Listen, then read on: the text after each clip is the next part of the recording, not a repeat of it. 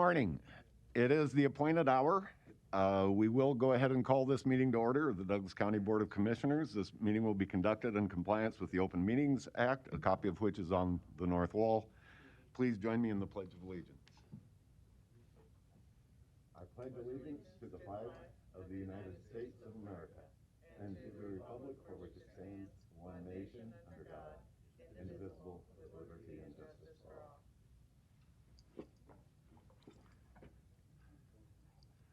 Thank you. We will begin with the Board of Equalization. Mr. Clerk, could we please have the roll call? Sure. And just so all commissioners know, we are doing a voice vote today. Commissioner Borgeson. Commissioner Boyle. Here. Commissioner Kavanaugh is absent. Commissioner Kraft is with us via Zoom, but not a voting member. Commissioner Morgan. Here. Commissioner Rogers. Here. And Mr. Chair. Present. Thank you. Item A is approval of the minutes from the Board of Equalization meeting held last week. Item B is to set a meeting for 2 weeks from today as a date for hearing on certified assessment corrections. Motion to approve. I have a motion by Commissioner Boyle, second by Commissioner Rogers. Questions or comments? Then, Mr. Clerk, would you please call the vote? No, we have some items there may be some people wanting to address us. So it's just on A and B. Commissioner Borgeson. Yes. Commissioner Boyle. Yes.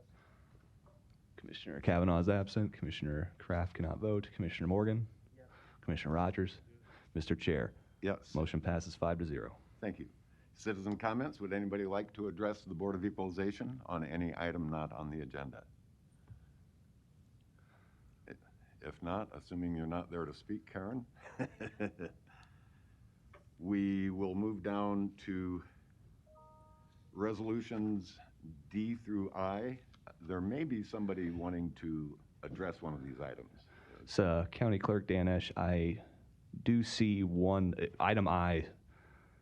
There is someone on Zoom I know would like to address that. I don't recognize any of the other names, so I think.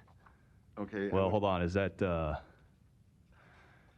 there's someone connecting right now, but they be the same item. So anyway, item I at the moment is the only one I can see that needs to be maybe taken up separately from the rest. Well, we can take them all up, and if anybody wants to address any of the items, they are welcome to do so. And so I believe, entertain a motion to approve resolutions D through I and adjourn. Motion by Commissioner Boyle, second by Commissioner Rogers. Would anybody anywhere that can hear me like to address any of these items? This is your chance to do so. Seeing none. Sorry, if they can hear me, Mr. and Mrs. Glassman, if this would be your time to speak, and Mr. Phillips, if that's the Kyle that's connecting, this would be your time to speak as well. Yeah, Phil and Jerry is the.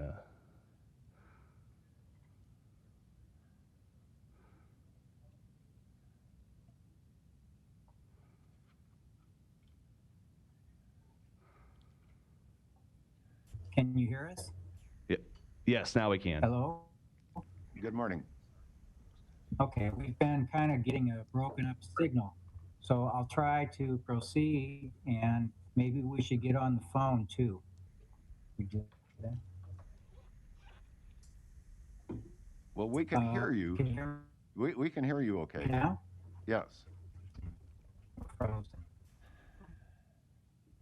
Okay, well, it keeps freezing up. I don't know if my voice continues to carry over, but we own 4 parcels totaling 35 acres adjacent to our residence at 8915 North 48th Street, and we're prepared to argue why our land appraisal is too high.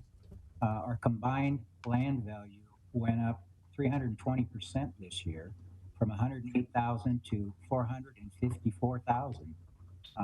And I'm told, based on the assessor's $12,000 an acre fits all mandate, even though less values are still about 3,000 to 6,000 an acre. Now I've submitted a lot of documentation as to why this isn't fair and equitable. I don't know if it's been read or not. We've explained the characteristics of our land and our road and the hill and the problems and all of the other issues. Finally had a chance to talk to the referee. We purposely repeated what we've heard and tried to hone in on the facts, but the hard evidence, if you will. But I don't think it was heard. None of it showed up in his report. But there's one piece of evidence that I think stands out more than any else, and there's been only one third-party visual inspection and appraisal of our home and land. It was done by real estate appraiser Thomas Conan at the request of Robert Rice, Douglas County Chief Deputy Assessor, back in 1998. Now, we realize property values have changed since then, but the change from then to now is equivalent to a 22 consecutive annual compounded appreciation rate of over 8%. Land values have not increased that much. Mr. Rice explained to me over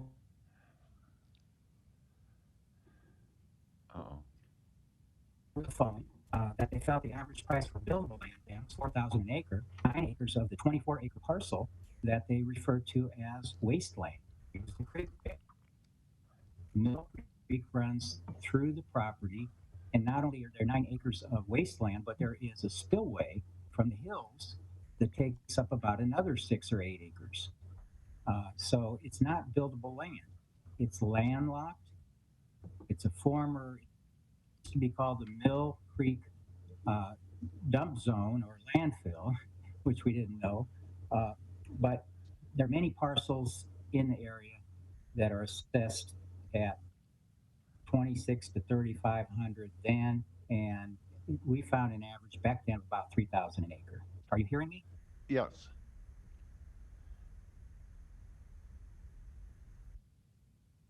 Okay, I'm sorry. I don't. All I see on my screen is Karen Cole. There we go. I'm sure it's probably our connection here. I've got just a little bit more. As I said, the parcel is landlocked. It has a creek bed. Mill Creek has a spillway. The referee referred to, hilly with many trees and valleys. These are ravines, some so deep you cannot walk out of. You can see this right from Ormond Ridge on 48th Street. If you drive by Cubby's out there on 48 Inley, you can do this. I would suggest you take Mr. Conan's and yeah, that's the report. I would suggest you take Mr. Conan's assessment rather than the referee's, because Mr. Conan was not here and actually walked this land with. What's his name? Phil Glass. The assessors say I had no intention of doing that, but not comparable parcels of land. In no way validate 12,000 per acre valuation here. Even the comp the referee used for 5111 Wedge Court shows a 10.12 acre land parcel at 58,270 or 57.58 an acre. The referee also cited 3706 Hawkwoods, which was listed on the assessor's subdivision sales report of the comps linked on our property on the website. He stated it was assessed at 142 per square foot, while we were assessed, the subject is assessed at 113 per square foot. This is very misleading. First of all, it was assessed, the Hawkwoods was assessed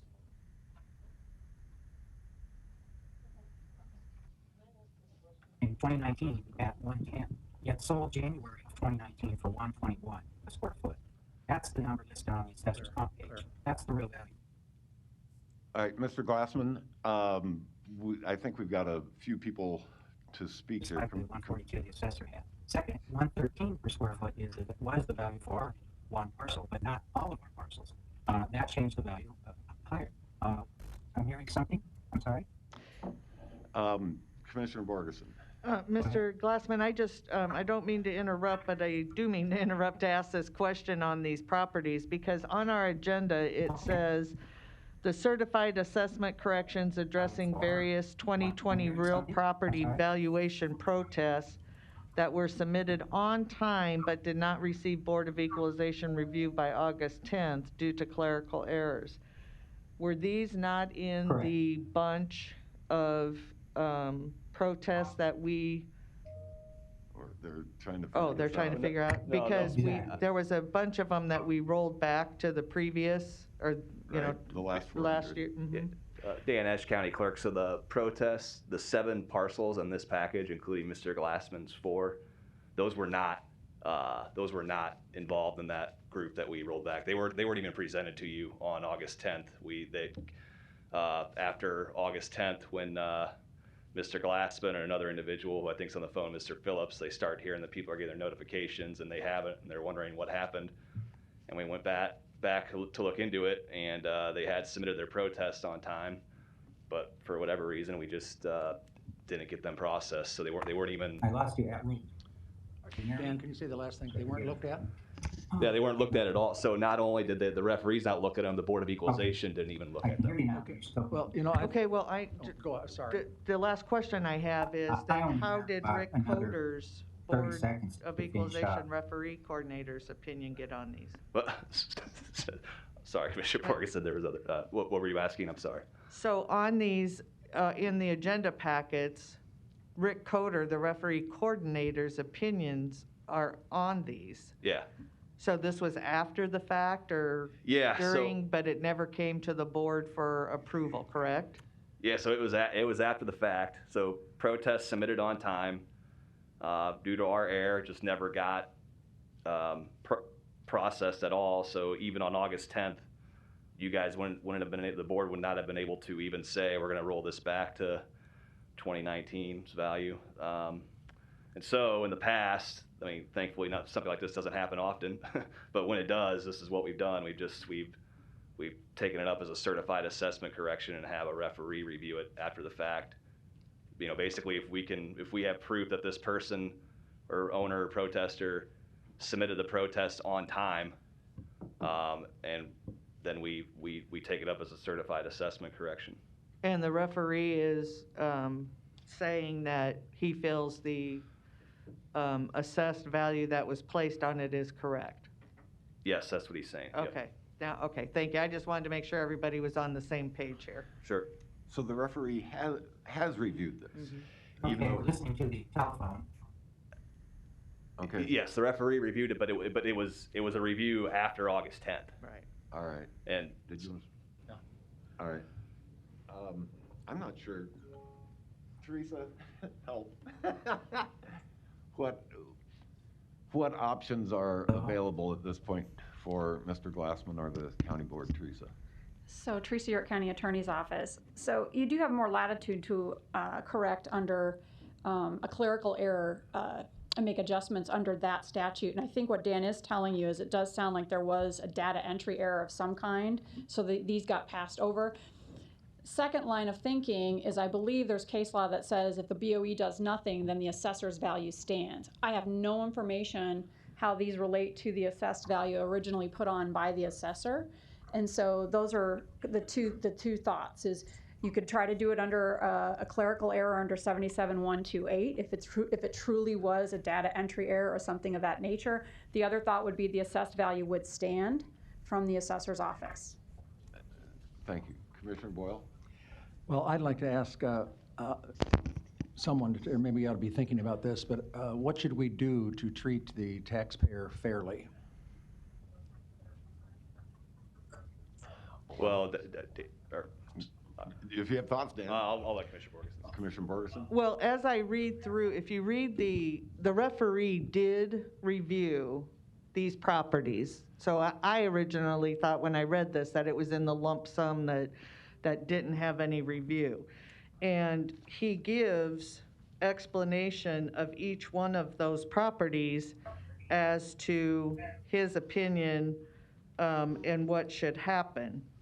And so I'm just gonna, like the very last one, the home located at 8915 North 48th, and it goes down to say the land in the home sits on is assessed at the same 12,000 as the other 3 parcels. The referee identified 2 homes from the taxpayers' protest. One was at $142 per square foot, and then the subject is assessed at $113.24 per square foot. The taxpayer was asked if he did not feel the home had a market value of at least $510,600, and his response was it was worth that much.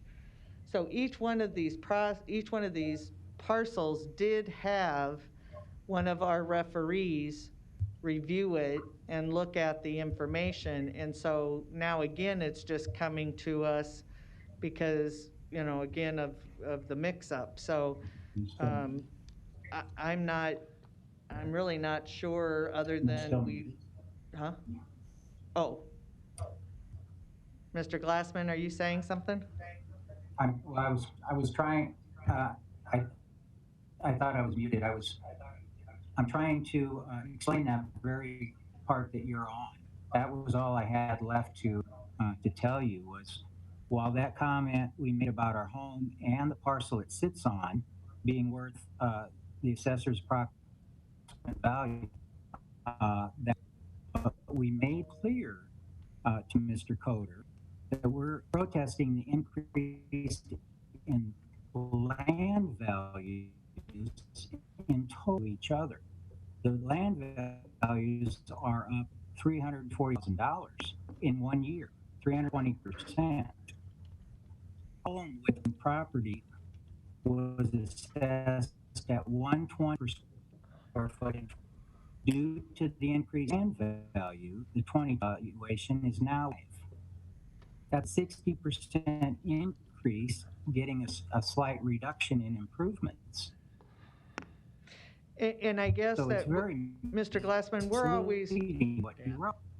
Mr. Glassman, we're always told, Did you though, that it's the total. I'm really challenged with technology.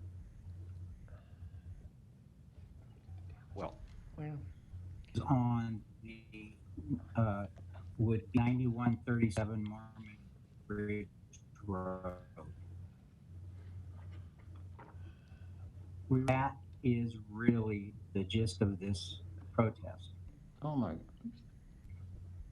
That's it. 47,000 came from the appraiser 22 years ago and has never been changed. So certainly the value has changed. As I said earlier, the price per acre has changed, but his reasoning has not changed. There's still at least 8 acres of ravines for the creek bed. There's another 8 or 10 acres of the spillway. When it rains hard, you cannot possibly build on that piece of land. It's landlocked. There's no way in except through my driveway. There's former dump. It's full of ravines. As I said, it used to be called apparently the Mill Creek Land Dump. maybe past. It's not a 12,000 per acre piece of property, and there's no comp anywhere that can be used on this land. It needs to be looked at. Well, we have the referee's recommendation, right? Yes. I mean, the referee recommended maintaining the assessor's valuation.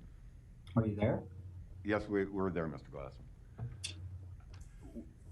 Commissioner Boyle. Yes, Mr. Chair, can I ask someone from the assessor's office, maybe Mr. Goodwillie, to come down? And I mean, it's an astronomical jump, and it is landlocked. I'm not really sure. If the land was used for pasture or something, I mean, I don't understand why it jumped quite that much. Mr. Goodwillie is going to speak from the assessor's office. Well, Mike Goodwillie, Douglas County Assessor's Office, since I had not gotten, any of this stuff before the meeting today, I'm completely and utterly unprepared. Okay. What I would say, though, is I don't think anybody's entitled to 22 years of consecutive years of value. Now, is 12,000 an acre right? I don't know. I haven't spoken to anybody from our appraisal shop, but I do think Mr. Glassman is probably right that in this respect, the value is not likely to remain unchanged over 22 years or something like that. Initially, when I heard that or saw that there was this kind of jump, what I had wondered about is had the property been annexed?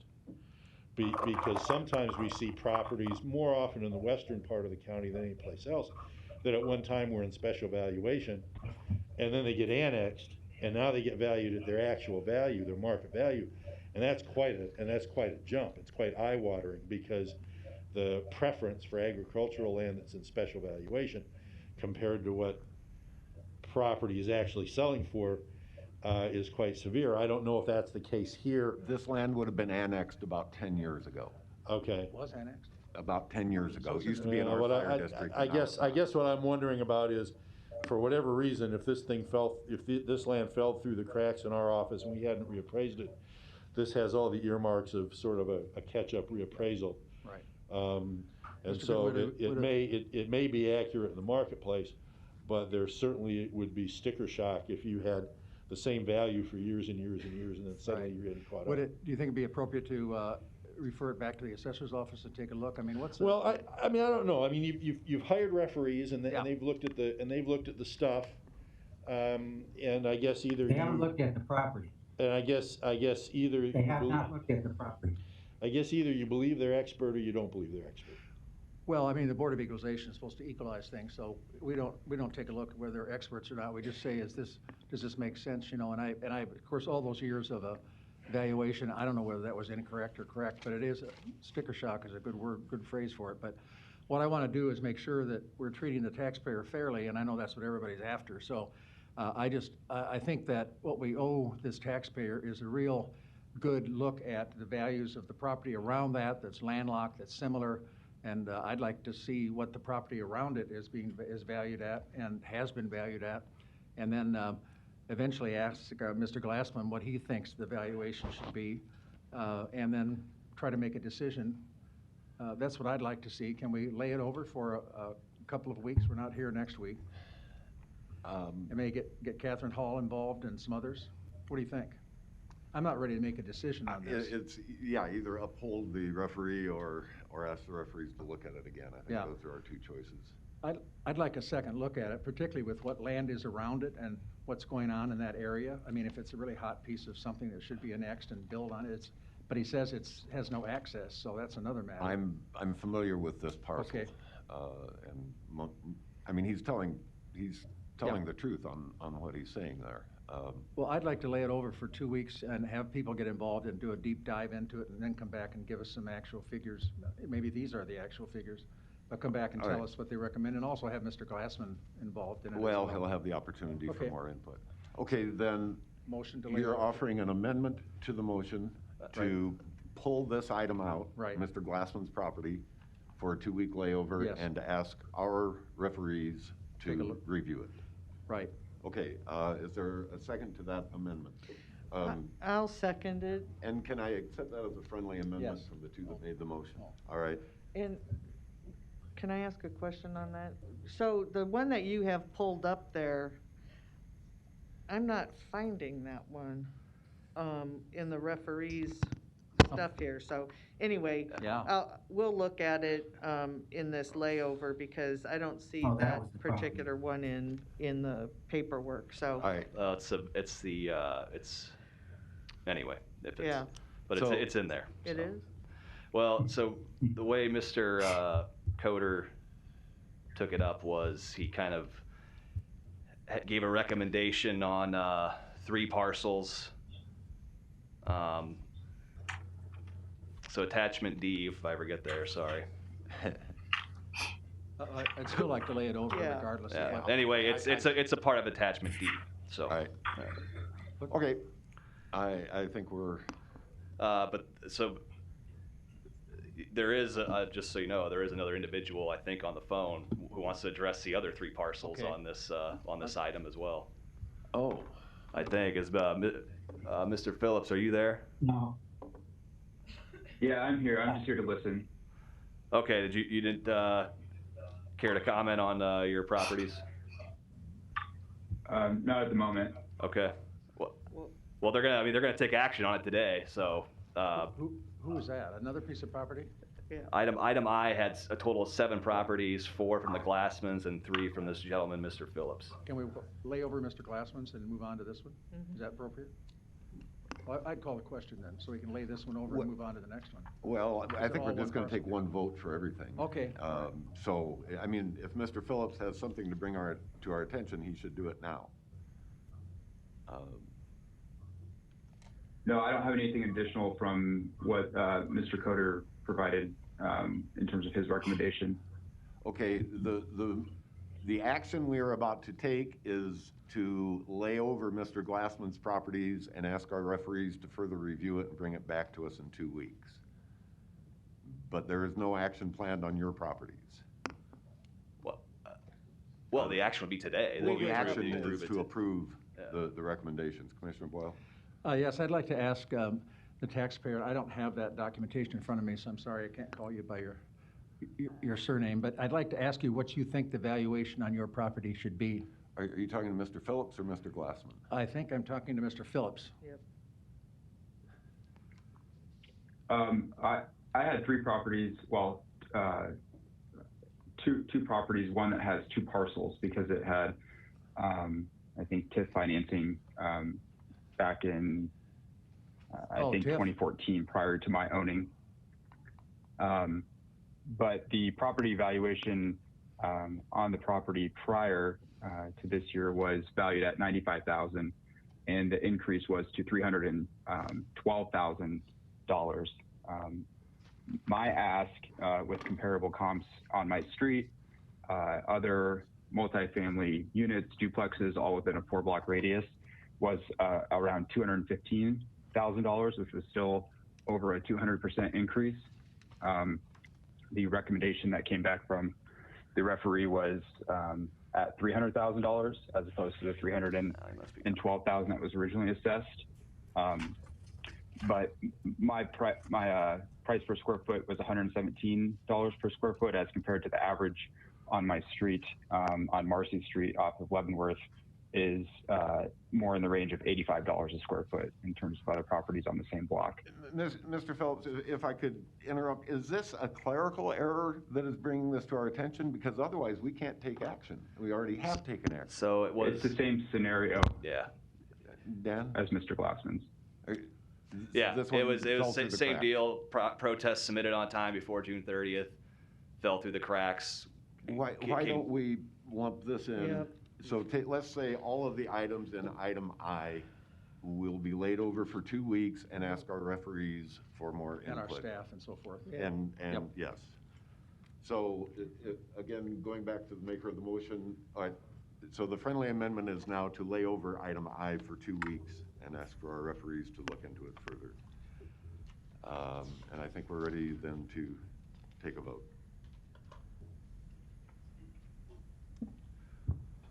Okay, so motion by Commissioner Boyle, second by Commissioner Rogers to approve. Lay over for 2 weeks. D through I and D- adjourn, with I being Laid laid over. over for 2 weeks. All right. Commissioner Borgeson, Yes, Commissioner Boyle, We're laying both over, right? yes. in item I, yes. Yes, I vote Yeah, yes. Yep. Commissioner Kavanaugh. Commissioner Kraft cannot vote. Commissioner Morgan. Commissioner Rogers. Mr. Chair. Yes. Motion passes 6-0. And Mr. Glassman and Mr. Phillips, I'll follow up with you after the meeting. Okay, thank you. Thank you, gentlemen. All right, this brings us then to the Board of Commissioners meeting. Could we please have the roll call, Mr. Clerk? Commissioner Borgeson. Present. Commissioner Boyle. Here. Commissioner Kavanaugh.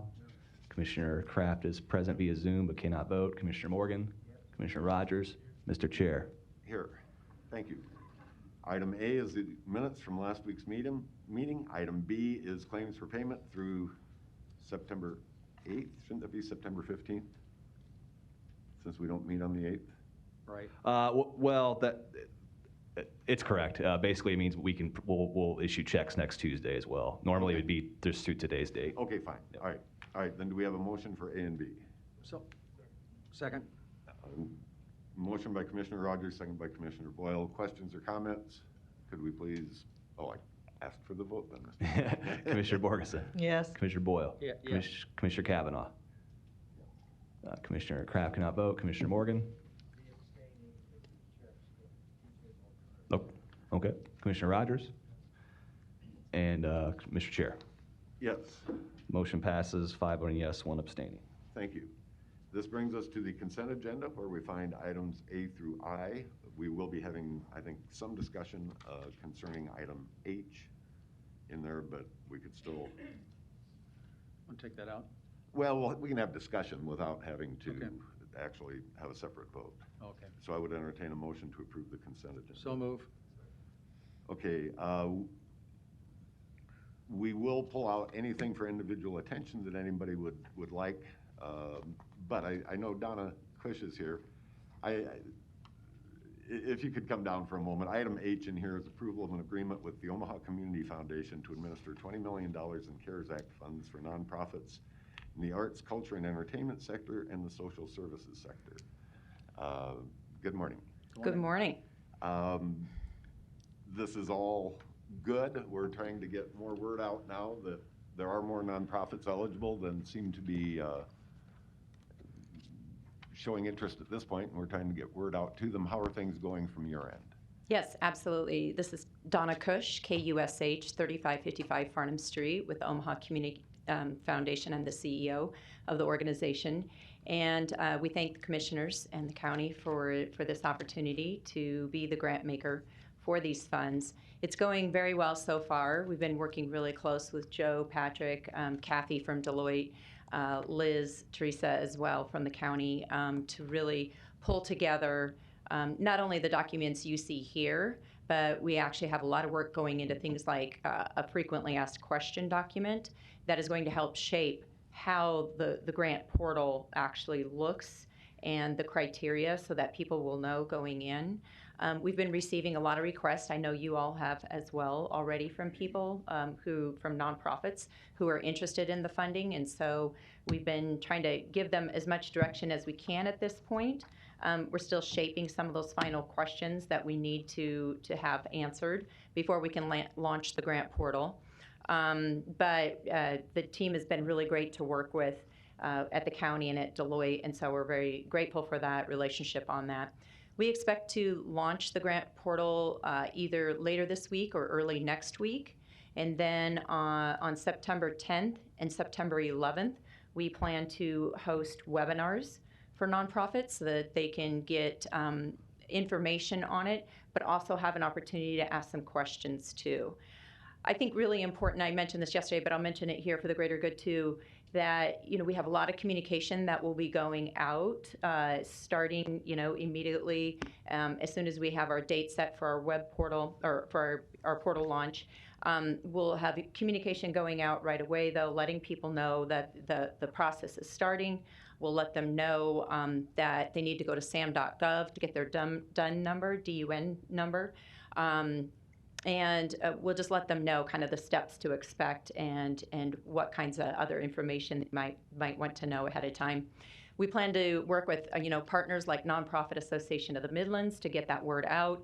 I've also been speaking with a lot of different community groups, a lot of different nonprofit groups already, letting them know what's coming, and that we'll be communicating with them very heavily now moving forward.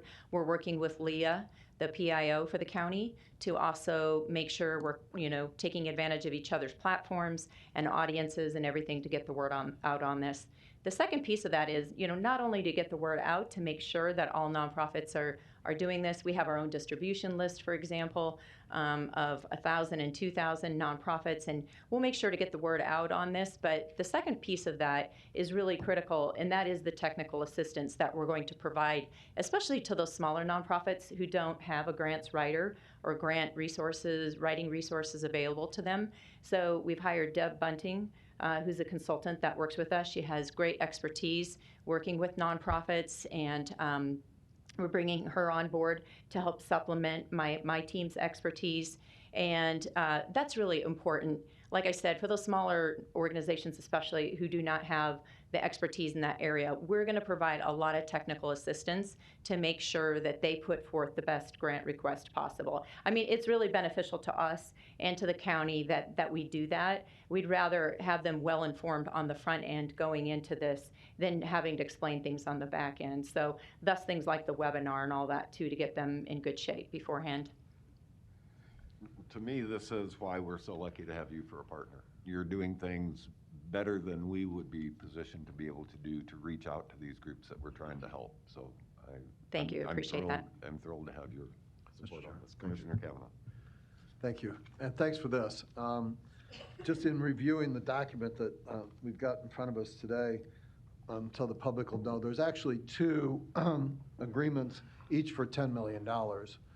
One is, as you indicated, directed towards the arts and entertainment community, the cultural community in the county, and the other $10 million is for not-for-profit social service type things. Correct. We've had hearings and discussed food bank assistance, food assistance for people, and other forms of direct assistance. Correct. And we appreciate you stepping up to partner with us on the administration of this. I just want to go through a couple of things in the agreement so people understand.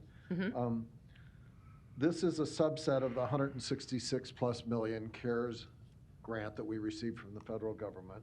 So this is $20 million of that, broken into these two $10 million categories. And if I read this agreement correctly, the $10 million in each category is to be administered by the Omaha Community Foundation for a program administrative fee of not to exceed $300,000. Is that correct? For each of the $10 million pools, that is correct. Right. So there would be a maximum administrative fee of $600,000 if you reach the maximum under both categories. Is that right? That is correct. Okay. And is there going to be some kind of, I presume there are because our other programs have this regular report to this board and public hearing so that we know how that goes and how we're spending money as we go? Yes, and that is even outlined in the statements of work. We explain in there what we plan to provide to you on a weekly basis once we get the portal launched. It'll be everything from how many applications we're receiving, the amount of requests, dollar amount requests we're receiving, and what's important about that is the applications and the requests don't necessarily match on the back end what we grant. So we will, and I just want to make sure and make that distinction. That will not be determined until we've gotten the applications in, and then we'll be able to determine that amount for you. But yes, we do plan to let you know how things are going on a weekly basis, and then we'll also be compliant with the other quarterly reports and such that are required of the county too. Yeah, the agreements are pretty comprehensive in terms of reporting and compliance, and I believe our county attorney assisted or actually drafted these for you. Yes. Is that correct? That is correct. So just a couple of informational questions, just to clarify things. Throughout both documents, there are references to sub-recipients. These would be the grantees that you are sending grant money to, is that right? Sub-recipients? That is correct. So Omaha Community Foundation is the recipient, sub-recipients would be? Sub-recipients are the nonprofits. Right. That is correct. And I want to clarify that prior question. The county provided the actual agreement, and then the two statements of work. We were provided with a template by the county to follow, and then we fulfilled the information. We provided the content within those statements of work. So I just want to clarify that. But no, primarily the county has driven the content of these. Sure. Yes. And both of them were reviewed by our county attorney. Yes. In any event.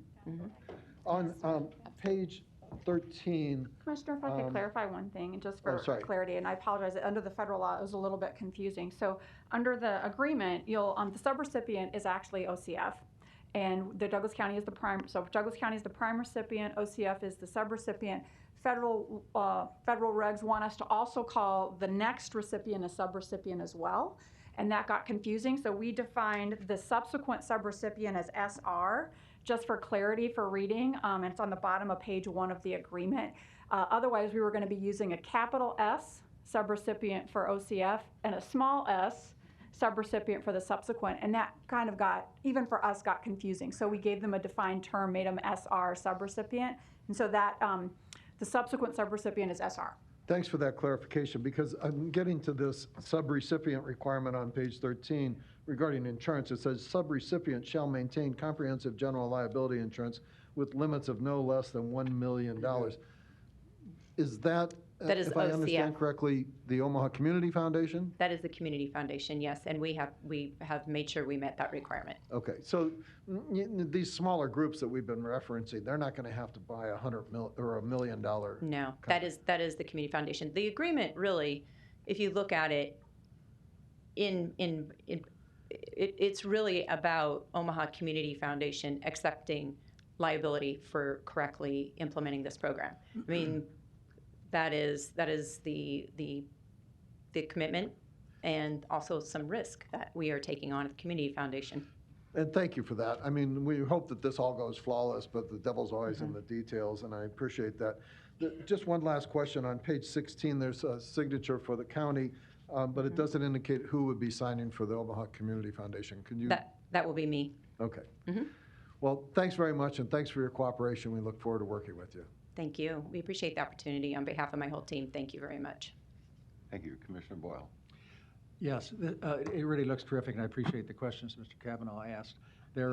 One of the things that pop up, we have a grant that's much smaller than this that we deal with distributing sales tax in South Omaha and North Omaha to nonprofits, 501c3s they have to have an attachment to.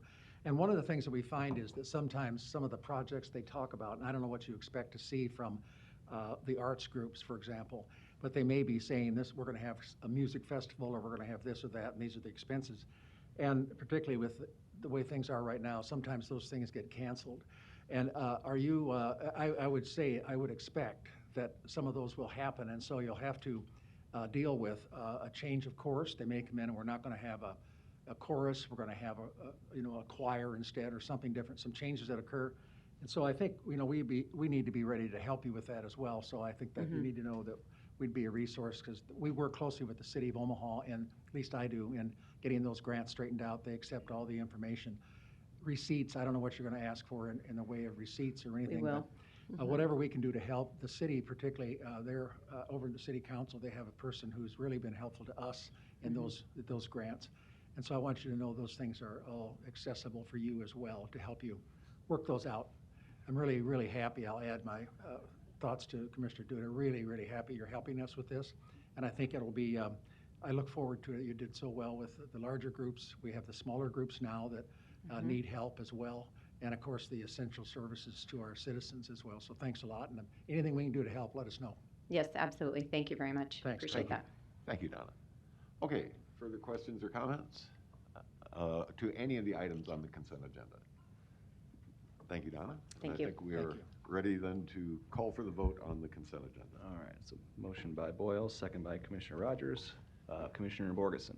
Yes. Commissioner Boyle. Yes. Commissioner Kavanaugh. Yes. Commissioner Kraft cannot vote. Commissioner Morgan. Yes. Commissioner Rogers. Yes. Mr. Chair.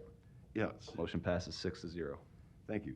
I would also like to point out in there that we're changing our representation on the Nebraska Association of County Officials. Chris Rogers has been term limited out, but they were thrilled with his service, and we're very pleased that Marianne Borgeson has agreed to become our next representative on the state NACO. I think that's great. I do too. Thank you, Chris. Thanks, Chris. Citizens' comments. Would anybody like to address this board on any item not on the agenda? This is the opportunity to do so. You stretch Burke, but you're not getting up. Good. Okay. The presentation listed in item 5A is going to occur at 10 o'clock when we will have Patty Georgievich and Dr. Howard Liu phoning in by Zoom to join us. So we will come back to that when they are, it's hard to guess how long it's going to take us to get through an agenda. We will move on then for the moment to item B, the CARES Act update. We have one action item to approve to earmark $2 million in CARES Act funds for mental health programming services which can be determined at a later date, coming from Commissioner Borgeson. Second? Any questions or comments to this? Commissioner Boyle. I want to thank Commissioner Borgeson for taking the lead on this. She has the experience that's necessary and the knowledge, the contacts, the whole thing to make this be very effective. And I was at a criminal justice meeting last Thursday and visited with one of the chief deputies of the Omaha Police Department, and a lot of other people were there as well. It's a county-wide, citywide operation, and so they were very glad to hear what we were doing with taking this money and committing it to mental health.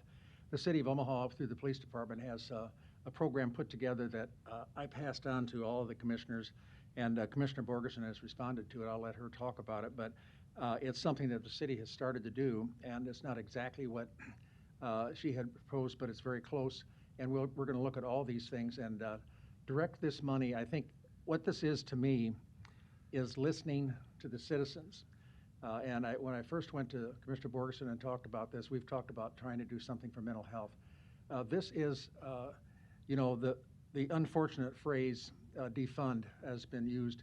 This is not defunding. This is, we're directing money to help people with what's actually happening in the community. And this is, it includes young people, elderly people, everyone, and it's going to bring some mental health to the community. I'm really happy about it. So I think I'll let, if Commissioner Borgeson wants to speak about what the thought is again about the program that you're looking at, and also maybe what the city does. But I think we're going to meet with them, and that'll be a good step forward to see if that's what we want to do, if we want to do it that way, if you don't mind. Sure. No, thank you, Commissioner Boyle. And is it? Of course. Thank you, Mr. Chair. So yes, this is actually exciting because we have some dollars to put towards the mental health issues, which actually have been increased during this whole COVID time frame that we're in here. But what my hope is that, yes, we have a mobile crisis unit that's been in existence for quite a while. Unfortunately, I don't think law enforcement utilizes it to the extent that it should be utilized or could be utilized. So we'll be reviewing that, as well as, yes, the Omaha Police Department does have 2 co-responders that are mental health professionals. But what I'm really focusing on and hope to focus on is decriminalizing mental illness and finding programs and services where law enforcement does not have to be involved. Again, a lot of times that can't be helped, but if we can find that perfect niche so that we can, again, decriminalize and treat mental illness like any other disease, then I think that we will have better served our citizens with mental illness. So again, the one program I brought up from Eugene, Oregon is just one program. If somebody else has another option they'd like us to look at, or other services they'd like us to look at, I do have our Region 6 folks looking and speaking with our community providers to see what the needs are, especially during these last few months of COVID. What are we hearing? What are we seeing? What are the needs being asked for? So again, we'll be bringing back a plan on that, but definitely we'll have further discussions with it. I really want to thank Commissioner Borgeson for this. This is what I was talking about, where she has the experience and the contacts and the knowledge, hearing constantly about what other communities are doing to meet this problem. And it's one that has been successful in other cities, and the one that she told me was really a terrific program. But again, I want to emphasize, this is many times, whether it was the juvenile center or whatever it is, people say to us, why don't you, instead of putting people in jail, why don't you figure out a way to stop what's happening? This is a big step toward that. Close to 40% of the people who are in the Douglas County Correction Facility are suffering from some sort of mental illness, whether it's depression or all the way up to schizophrenia. And they don't belong in a locked up institution like that. They don't belong there. And so that's what we hope to prevent, and to find a better way to treat them. We have families that are trying to figure out what to do with young adults in their early 20s who are suffering from schizophrenia and doing things that are, it's just unmanageable for a family to try to handle that. So this is a terrific, good step in stopping who's going to the correction facility and getting them real help. So I'm really enthusiastic about this. Thanks a lot for taking the lead, Marianne. All the discussions we've had on this, and again, if we can prevent, intervene, and divert what we should be treating again as an illness rather than a criminal act, I think we will have better outcomes for those suffering with mental illness in our community. Yeah. Thank you. We do have a motion to approve the $2 million earmark. Yes.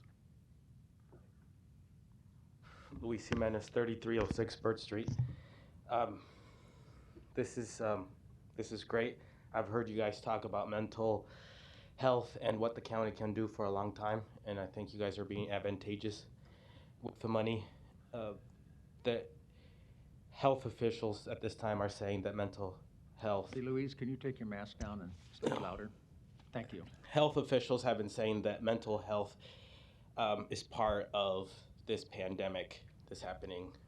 People have to stay indoor, or quarantine, or have to distance. Can't work things out necessarily. There's been a lot of zooming, and that actually for me doesn't work very well because I still feel like I'm looking at a screen, not at a person. But locally, like I said, I've been following what you guys are doing for mental health, and applaud this. Unfortunately, though, the city has not taken advantage of what they can do for the community during this time. There is $1.5 million in limbo right now that can be directed for mental health, but the mayor doesn't want it for the Omaha city budget because it's not very well defined what they're going to do with the $1.5 million. And some of the council members have said this is opportunity to discuss what we can do for mental health. Also, that the council members can speak with the county about this. So it's kind of like, okay, you got $2 million right now for the county. What can the city do? And I hope they follow through, the city follows through and works with you guys, and vice versa, that you guys reach out to them as well with mental illness. You could have a $3.5 million pot here for mental illness. But I'm not sure what's going to happen. And just anecdotally, I have heard the county say, well, we need to do this or that. For example, we need to go to the schools and talk to students and young, let them know what the county does. When did you guys do that? When did that happen? You guys have good ideas, but what's the follow through? So with this, I hope that you show the city that you got $2 million for mental health, and this is what you're doing, and outline it for them so they know the specifics. Maybe that's what's holding them up, like what they're going to do with all this money for mental health. So you guys are leading this. Thank you. Thank you. Commissioner Boyle. I just want to make a comment. I saw that, Councilmember Jerem made that suggestion, and it's one of those things that, first of all, it's a very important issue, and everybody really wants to support it, and I want to say, they do, and I know that the mayor does as well, except that this is really a purview of the county government. We have a head of the Community Mental Health Center. We operate Psychiatric Services. We have a pharmacy. We do all those things. We have contracts with the Community Alliance. We have all of this infrastructure is put together, and it's headed by the county. And you're going to be hearing from Region 6 and a psychiatrist in just a little while, about 5 minutes. And so you'll see how all this comes together. What I'm trying to say is that this is really, mental health is really one of the subjects and one of the issues and problems, I guess, that the county deals with all the time. So it's really appropriate for us to be making this appropriation. The city, on the other hand, one of the other crying needs is trying to meet the poverty problems of parts of our community. And the jobs programs they put together with Metro Community College are very significant and really bear good fruit. So the city could go ahead and continue their operations with job creation, workforce solutions, and all these things, which they do regularly. And we'll take the mental health responsibility and we work together. So that's what I really see happening here. We're all doing what we do best and what we're supposed to be doing. So I don't see this as any kind of the city taking a walk on this subject. I see it as, probably a little bit of politics in there, but that's okay. It happens. But we do mental health, they do jobs, and I think we do both. We do ours well, they do theirs well. So I hope that we continue to fund this in regular budgets throughout the history of this board. I think it's that important. It's a big issue. So thank you very much, Mr. Chair. Thank you, Commissioner. Mr. Chairman? Commissioner Kavanaugh. Thank you. I join in the effort to earmark this $2 million for mental health programs for all the reasons I already stated. Certainly to alleviate the incarceration of mentally ill people in the Douglas County Correction Center, which is outrageous and ongoing. So hopefully this will have some practical effect. I'd just like to pass on the sentiments of the Chief Executive Officer of One World, Ms. Andrea Skorkin, who has sent a proposal to Audie Poor from the Douglas County Health Board for an additional testing site. I'm wondering if they could use some of these funds for that or other funds as well. If it is determined to use the funds for behavioral health, we would like to be in that mix. And so I think that they would offer a great partner to some of this. They're already set up at One World, and they have great facilities for providing the community with the services that we're talking about. And obviously, we're struggling with the testing on a daily basis, so maybe some of that can be taken into consideration as well. So I concur in this. I think this is a great initiative, and we should go forward with it full bore. Thanks. Thank you, Commissioner Kavanaugh. Any further comments or questions to the proposed motion? If not, I would call for the vote. Would some Mark want to speak? Mark? Can you hear me? Yes. Okay. 2 million for mental health is a drop in the bucket. Mm-hmm. This will get us started, but I really think that we should fund this to the tune of 10, 15, or $20 million. And that can come later when we know more about where the money is going to be spent and how it should and can be spent. But if we could increase the psychiatric care at our youth center and our jails, it is money well spent. And that's for future consideration. Thank you. Thank you, Commissioner Kraft. Further comments or questions? Then I would call for the vote, please.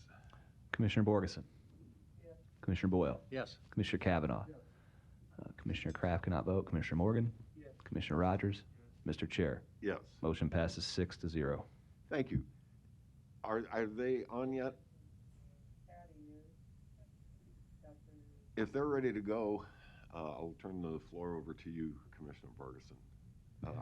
We'll do a little more CARES Act update when we get done with this, Yep. but not much. We've covered most of it. Okay. Thank you and good morning, everyone. I'm very excited for us to hear about a new mental health service that is hopefully going to be starting here in the fall.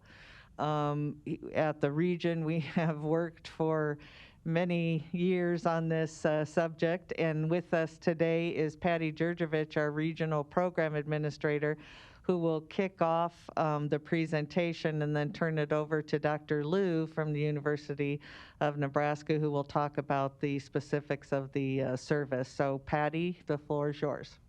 Thank you, Commissioner Borgeson. Good morning, Commissioners. I appreciate your time, and I'm really pleased to have this conversation today with you and our Nebraska medicine partners, Dr. Liu, Dr. Cates, Jen Sparak, about this new and significant addition to our behavioral health system.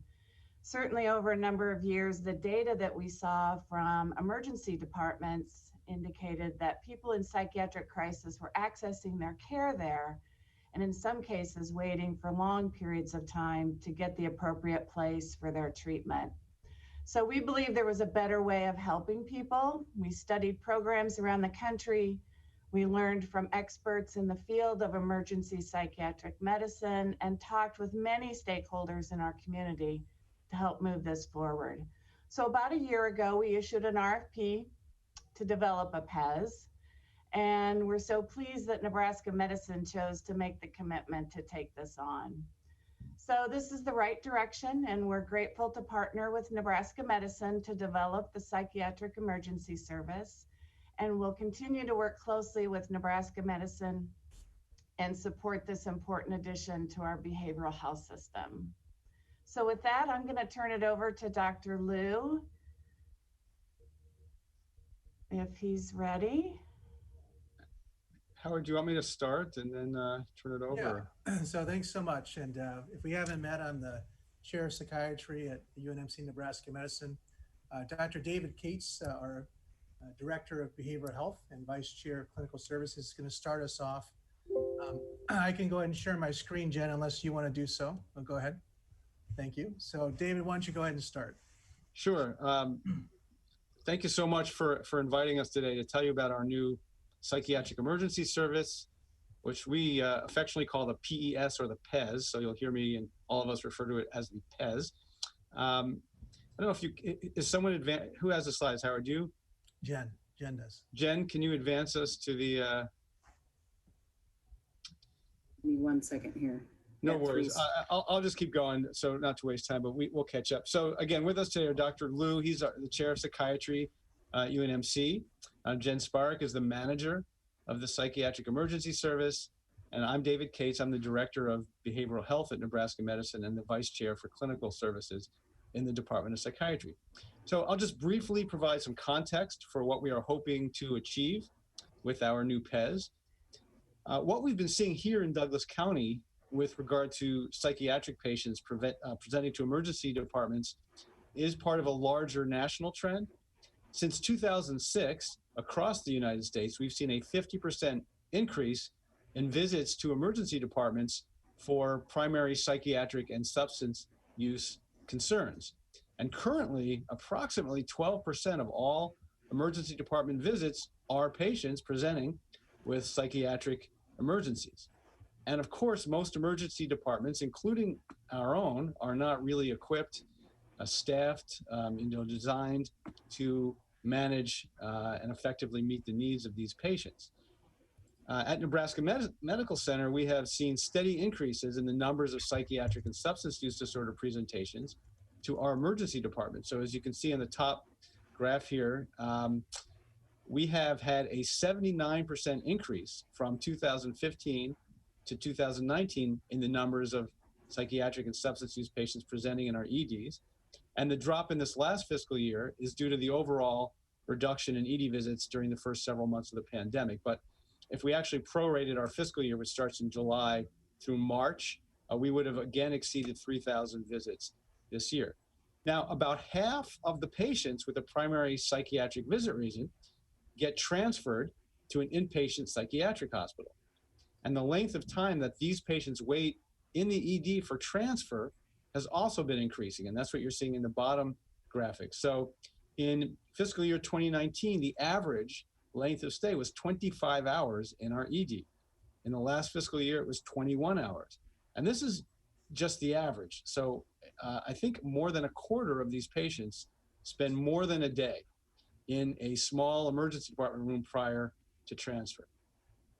So based on our research and site visits with other facilities, which Dr. Liu will tell you about, we believe that with appropriate treatment, a higher percentage of these patients can be stabilized and discharged back to community programs rather than held for transfer to an inpatient psychiatric bed. So the overall goal of the Psychiatric Emergency Service is to provide more rapid and comprehensive and also compassionate psychiatric care in a setting that's more conducive to psychiatric emergencies, and to reduce the percentage of patients needing to be transferred to inpatient psychiatric facilities. So with that, I'll leave it to Dr. Liu and Jen Spark to explain how it is we hope to do that. Actually, can you go to the prior slide, Jen? Thank you. So thanks, Dr. Cates. And just to rewind a little bit, 5 years ago, many of us sat around a table and worked with Tri-West and Region 6 to identify behavioral health gaps in the community. And there are a number of gaps. I led the workforce one at the time. I know Dr. Cates worked on this one on psych emergencies, but we really felt that this was a glaring hole in our community. And when folks needed to get service for a psychiatric crisis, that they often struggled and there was not the right facility to manage them. And so we paid attention at that time. Patty's team at Region 6 did a lot of scouting and worked with site visitors and national consultants and really identified best practice at Alameda County, which is that diagram over there, which is in California. And as Dr. Cates mentioned, they have a model where, with a psych emergency and a crisis observation unit, they're able to stabilize folks, and many of them don't require inpatient admission and are able to step down into lesser levels of service, which is good for them and then good for the community, and also saves costs for the system as well. So we took that, and then we contacted myself and the chair of emergency medicine, Dr. Mike Wadman at UNMC. We reached out to our colleagues across the country to see who has built psych emergencies, how well they're working. We identified some best practices, and then we did a couple site visits, and the photos are from our visits to the University of Iowa, University of Michigan, just to see them in person and to bring the operating team to take a look at how patients flowed in those models. And with that, we decided that a couple of things were key. One was that rather than a standalone, we felt it was really important to have close proximity to a medical emergency department because of the many reasons. If you come in and you have dangerous withdrawals from a substance like alcohol or methamphetamines or other pieces that really cannot be handled at a standalone psych facility, and really you want to have a backup with the medical colleagues. And also, many individuals that come in with a motor vehicle accident or other seemingly physical complaint really do have underlying mental health issue that might have it might have been a suicide attempt, might have been operating a vehicle under the influence of a substance, etc. So really, we decided that we needed to have one on site with our main ED to make sure that there's very effective crosstalk. And the new facility we've designed is literally a 3-minute walk from the ED doors to psych emergency. So we did time that to make sure that those were co-located. Next slide, please, Jen. I think I caught the tail end of the discussion earlier amongst the commissioners about the need for behavioral health services. And I spent over 5 years as our state workforce director for mental health workforce. And I know that we need a whole continuum of care. So you see the top bubble there, I guess, is the psych emergency. But it will only work if every single bubble here flows effortlessly. And so we look at, the jails, state corrections, the regional centers, that needs to be, really the arrow should go both ways between all these sites, but those really need to be in constant communication with emergency services. So we try to minimize unnecessary, traffic, and try to ensure that treatment starts wherever the person is. And I've done some work with both the state and county corrections in the past at the adult and the youth level. And we're certainly mindful of the needs for workforce there as well. First responders are critical as well. And we applaud, both the embedded provider teams in OPD and the work of the sheriff's office and others, looking at making sure that the law enforcement teams are well trained to de-escalate. So that's really important. I'm involved in some of that training every year as well. And mobile crisis teams, I know have been talked about. Those are integral. And I think that any ways that we can rapidly get mental health professionals to people in crisis where they are, I think is important. That flows into community-based programs, of which there are many of them. But I'll just point out, for example, the ACT team is run by Community Alliance. And those are 80 to maybe 100 of the individuals who are most often consuming higher level services like inpatient stays and so on. Those need to be well funded and well staffed and so on. Outpatient services, lowest level of care, right? For people just seeing someone, a therapist or a psychiatrist or somebody, outpatient basis. There's a shortage there when we need to step people out of inpatient units, for example, to find a new provider. Above that is the intensive outpatient, where you see someone several times a week, or partial hospitalization programs where it's unlocked, but you're there most of the day because you're safe, but maybe not functional yet. And then inpatient psychiatry being sort of the highest level of care. And of course, there's a few residential options as well for people needing long-term care. But so I guess I would just point out that we are on a journey together as a community, as a county, and across the health systems to make sure that every single circle here is robust. And that's the only way it works because our psych emergency does not have inpatient beds, right? It's a stabilizing unit and a triage unit, and then we'll kind of whisk them away to the next level of care and try to do so in a most patient-centered manner possible. With that, I want to introduce Jen Sparak, who is a social worker, formerly head of the ACT team at Community Alliance, and she is the manager now of the psychiatric emergency, and she can tell us a little bit more about the philosophy of our design here. So I'll turn it over to Jen. Thanks, Dr. Liu. Glad to be with everybody today and really excited to sort of share what's been a labor of love of mine over the last several months. This kind of a project doesn't come to life without lots and lots of input from other folks. And, I think my previous experiences, hopefully working in community-based services, has helped inform some of our planning, but it was even more so important to get other people at the table. And you can kind of see how we sort of approach that in this next slide, which is a little bit busy, but it was important to get the stakeholder input. We've had ongoing meetings weekly and sometimes several times a week with our consultants from the University of Michigan, who have had a robust psychiatric emergency service for many, many years. Equally important, it was needed to have that input from a person who has lived experience, and that's what we call our peer consultants. And you'll see me reference that several more times yet today.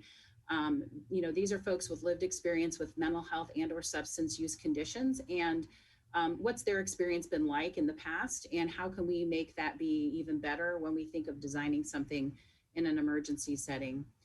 Obviously, the Region 6 partnership is really important, and Patty and her team have been great to work with and guiding us along the way as we really look to make this be something special in our community. We have developed a community advisory board. Commissioner Borgeson is on that. The board itself has somewhere between 35 and 40 members, really from all spaces within our community, community-based agencies, Salvation Army, Lutheran Family Services, Community Alliance, as well as law enforcement and our EMS fire department folks, and our local inpatient hospital services, and some of our stakeholders from the Medicaid Heritage Health companies as well. So really to try and look at this from a variety of different angles. And then we've also been having ongoing monthly meetings with the behavioral health leadership from our local acute hospitals, Lasting Hope, Emmanuel, Douglas County, to Mercy and Council Bluffs, to really try and find the space to have it be a very fluid process for folks when they come to us. When somebody's in a mental health crisis, a lot of times that's maybe one of the worst days of their lives. And sometimes it's a time where they're seeking help of their own volition, and other times it's when somebody else is identifying that. So we really want to have this space and the programming be something that affirms somebody's help-seeking behavior, and also really helps them find a sense of hope and sort of that belief in recovery, even in maybe a time that is not so bright in that present moment. So as far as the treatment and care that we envision our PES program having, there's kind of a three-pronged approach related to the assessment piece that we'll be doing within the PES space, and I'll talk about that in a little bit. But really the idea in doing that assessing is to then come up with a good disposition plan. What is the right thing for that person? As Dr. Cates was talking about, a lot of times right now in emergency departments, we're seeking inpatient care. And certainly that will continue to be a thing that some of our folks will need. But we also know that if people are given the opportunity with trained mental health professionals, they may be able to quickly find themselves regaining a place of stability where they could safely return to someplace within the community with the right kinds of community supports to help them live safely and robustly, you know, in their home or wherever else they may be in the community. So we will help facilitate whatever that is. And if it is somebody who does need to go to an acute hospital, we will also facilitate that just like we do now. Peer support is something that I mentioned as far as when we were in our planning phase, but it's also something that we and the region felt strongly about. And so we did build that within our programming. So we do have hired peer support specialists who are on our team who will be an integral part of really helping the persons that we're serving, you know, get that first glimpse maybe of what recovery might look like for them and how they can be a part of their treatment and rehabilitation plan moving forward. The treatment itself within the PES space while people are with us, we'll be using evidence-based practices as far as therapeutic interventions with folks, using motivational interviewing, coming up with safety plans for folks. You know, when somebody comes in a suicidal crisis, what we know is, you know, that kind of goes like this, it peaks. And then if we're able to keep somebody safe and there's time and distance from whatever that means of an attempt might be, that then we can put together a safety plan and help that person get back into the community and maybe avoid an unnecessary hospitalization.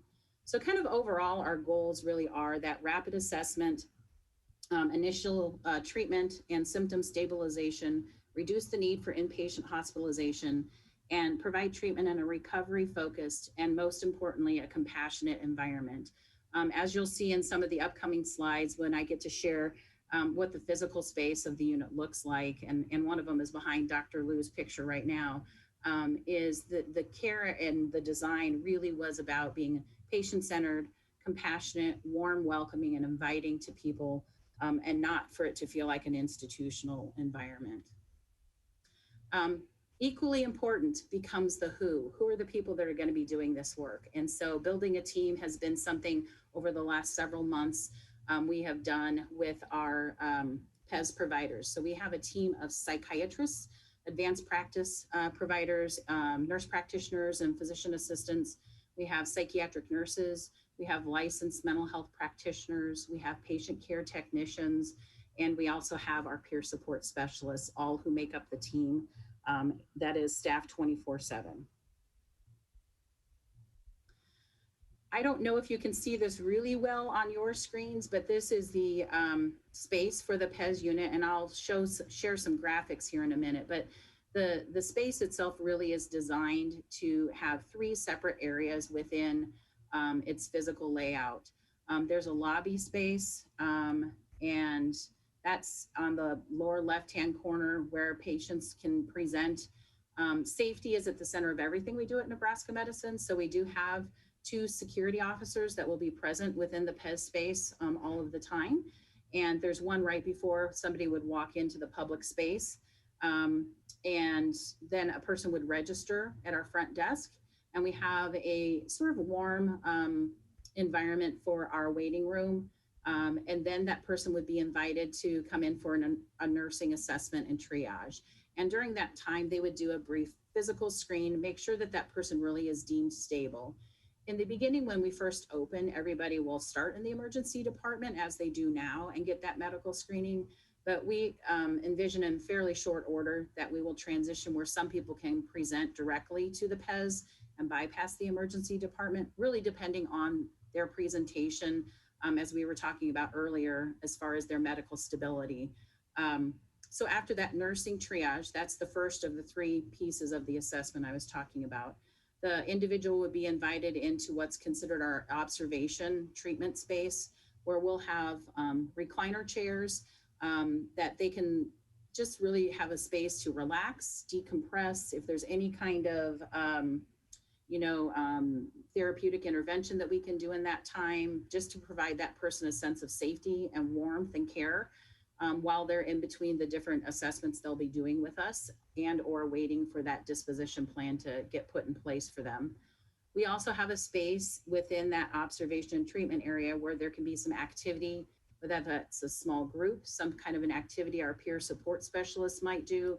We really want to be able for people who would be discharging from us, that they would have an opportunity to develop some skills and take things with them that they can then use when they leave us, whether that's a coping skills box of things they can use the next time they're feeling in distress, beginning some journaling activities, teaching them some brief meditation and relaxation strategies.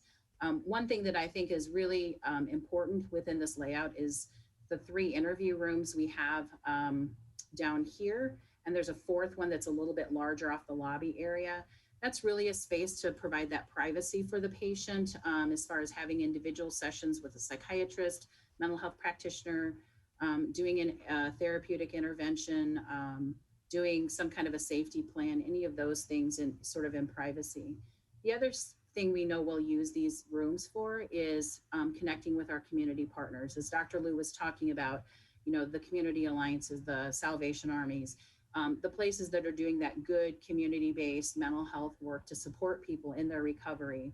We want to get people linked to those services before they leave us, or get relinked to services that maybe they had disengaged from before. So we really will welcome those providers to come to us so that we can really do those warm handoffs, because we know that does make a difference for folks. If we pivot up to kind of back to that lobby space, now we're going into our secure care area, and it's kind of this sideways L shape. And there are 6 individual rooms on this side. So the secure area really would be a space for somebody maybe who is in a more acute state. Perhaps they are an imminent danger to themselves or others. It might be somebody who's actively trying to harm themselves. It might be somebody whose symptoms of psychosis might be so significant that really being in a larger environment that has a lot of stimulation wouldn't be the best care for them. And we really want to provide that calm space for somebody to really be able to get the best care that they can in the most compassionate way. So these 6 rooms, there's 3 here and 3 here, that are designed really to promote the best safety and security, both for the patients and for everybody else. The rooms themselves are fairly sparse in that they have a bed, a chair, and a TV. But nothing else in there that could be of a hazard or a danger to somebody who maybe is in a self-harming state. We have the ability to do one-to-one care if we needed to. Some of these rooms actually have built-in little countertops with a stool, so it provides for direct face-to-face, one-on-one observation of that person. There is a built-in activity space here as well, so that we can have individual and group activities with folks as they're able. This is also the space where we may be able to have a patient, if it is somebody who is staying with us longer than that 24 hours. We know there are some people who it takes a minute or 2 to find the right bed for them based on what their needs are. Sometimes the special care beds, those ICU type of beds, aren't available. So this is also a place where if somebody needed a bed to sleep longer than that 24 hours, they would be able to stay in this space as well. Something else about the physical design with that secure side is there's a separate entrance here, and down this hallway, this actually opens up into the parking garage. The space we're occupying used to be the emergency department of Clarkson Hospital years ago, when it was its own freestanding hospital. And what we'll be able to do in the future is invite law enforcement, if they have somebody on an EPC, an emergency police certificate, they could call ahead, and our security and nursing would be able to meet them and walk down this private entrance and enter here. It's a much more dignified way for somebody who's in a crisis to get help. It's also a lot safer than going through a lobby or some other kind of large space. We have a nursing triage room here that's exactly the same as the one off the lobby. So our nurses could do that health assessment and then invite that person into our secure space. The interior really is the space for our team where they'll be doing their work. Our nursing staff on both sides here will be in these nurses' stations. And then this is the staff workroom where our providers and mental health practitioners will be able to use the computers, the phones. If a nurse needs to give report to one of our local hospitals for a patient that's transferring, they can duck into the workroom and do confidential conversation. So it's not done in the open nurses station here. This is our second security space as well on the secure side, and they'll have line of sight of these rooms. We kept it open within the nurses station so they can also see on this side here too. So that's kind of the overall sort of physical layout of the space. Just to give you some vision of the physical space itself, what you're looking at here is that lobby public space. So this is that registration desk. Inside this room in this blue is that nursing triage space. Around the corner here, we'll go into the door into that observation space. This is the waiting area where future state, when we're not in a pandemic environment, family members would be waiting here if they needed to, or a patient could be waiting here to go into the unit. This would be that door that would go into the secure care. So we really want, again, to provide that welcoming, inviting environment. We did a lot with our team from DLR as far as what do we want the aesthetic to look like and feel like.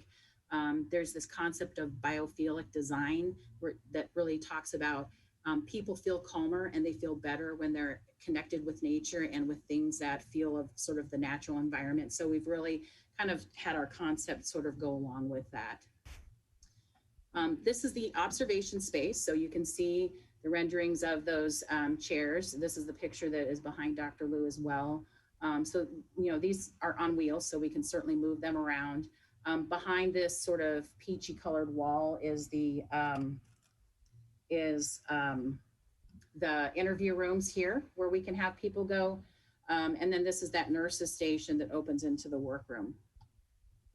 And then this is the secure area where there are direct patient rooms in there for people if they need a higher level of care, a little more oversight.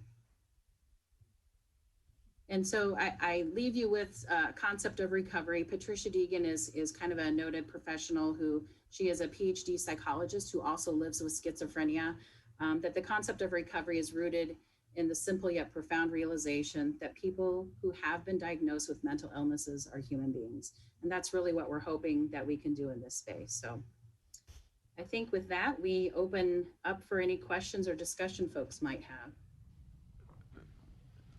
Did you have? Well, I just want to thank you all for the presentation. Like I said at the beginning, this has been a long and hard process we've gone through, and I give kudos to our Region 6 staff who never really gave up on the concept and worked diligently to work with the community to, again, put out the RFP. And again, I thank I think I said University of Nebraska Med, so I'm going to say Nebraska Med at the beginning, who stepped up and is, again, you can see doing a spectacular job of designing this just incredible service that I think will help so many.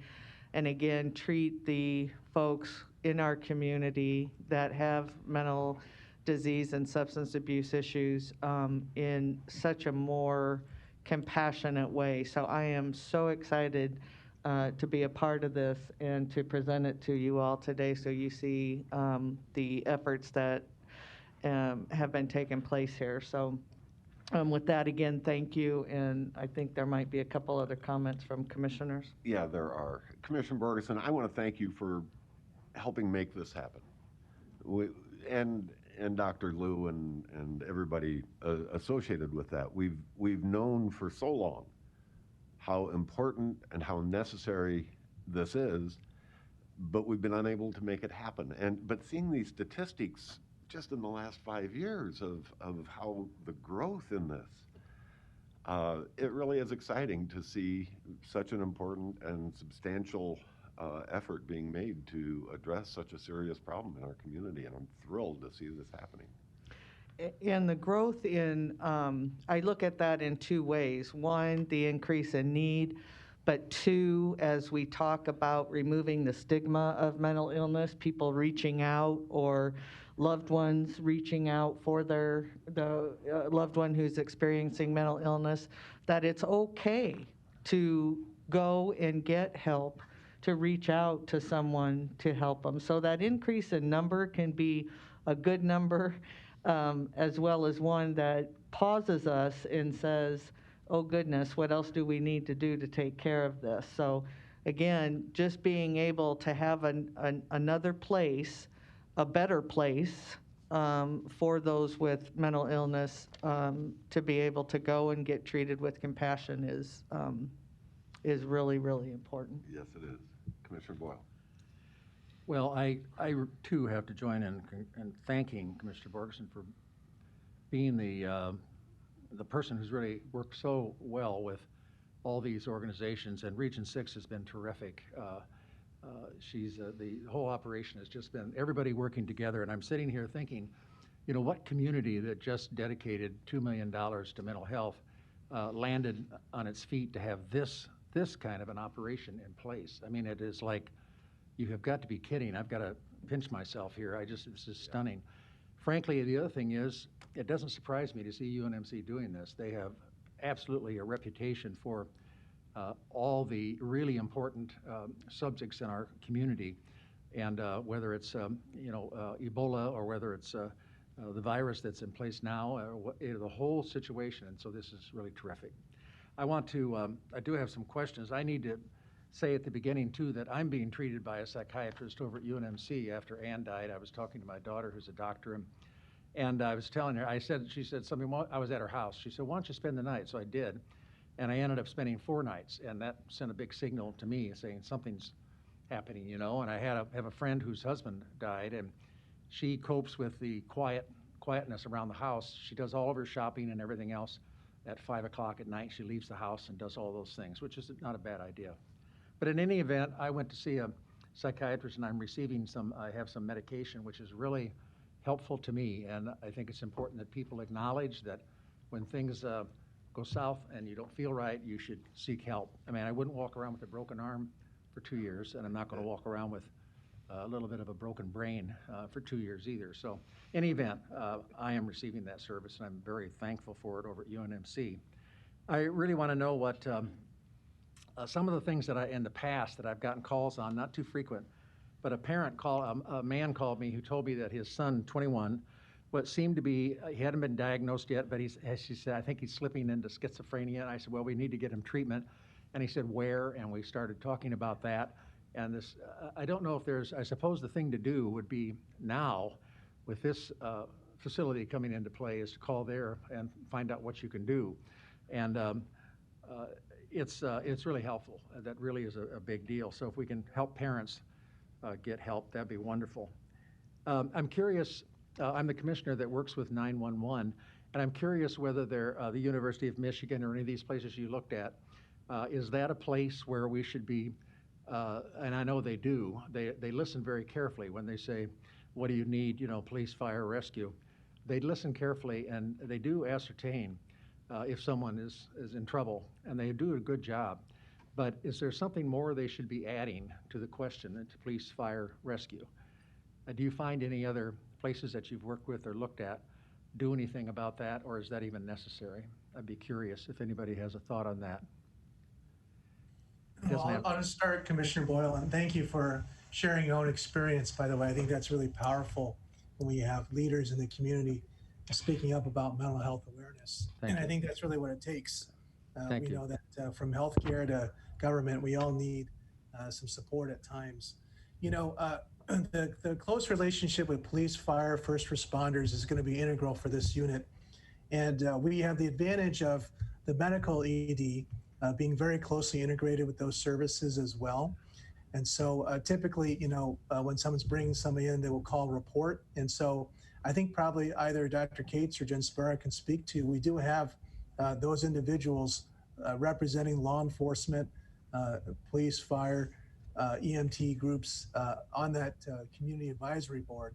And they have been part of those discussions and really trying to help us shape this service to be proactive. And do either of you want to speak to that?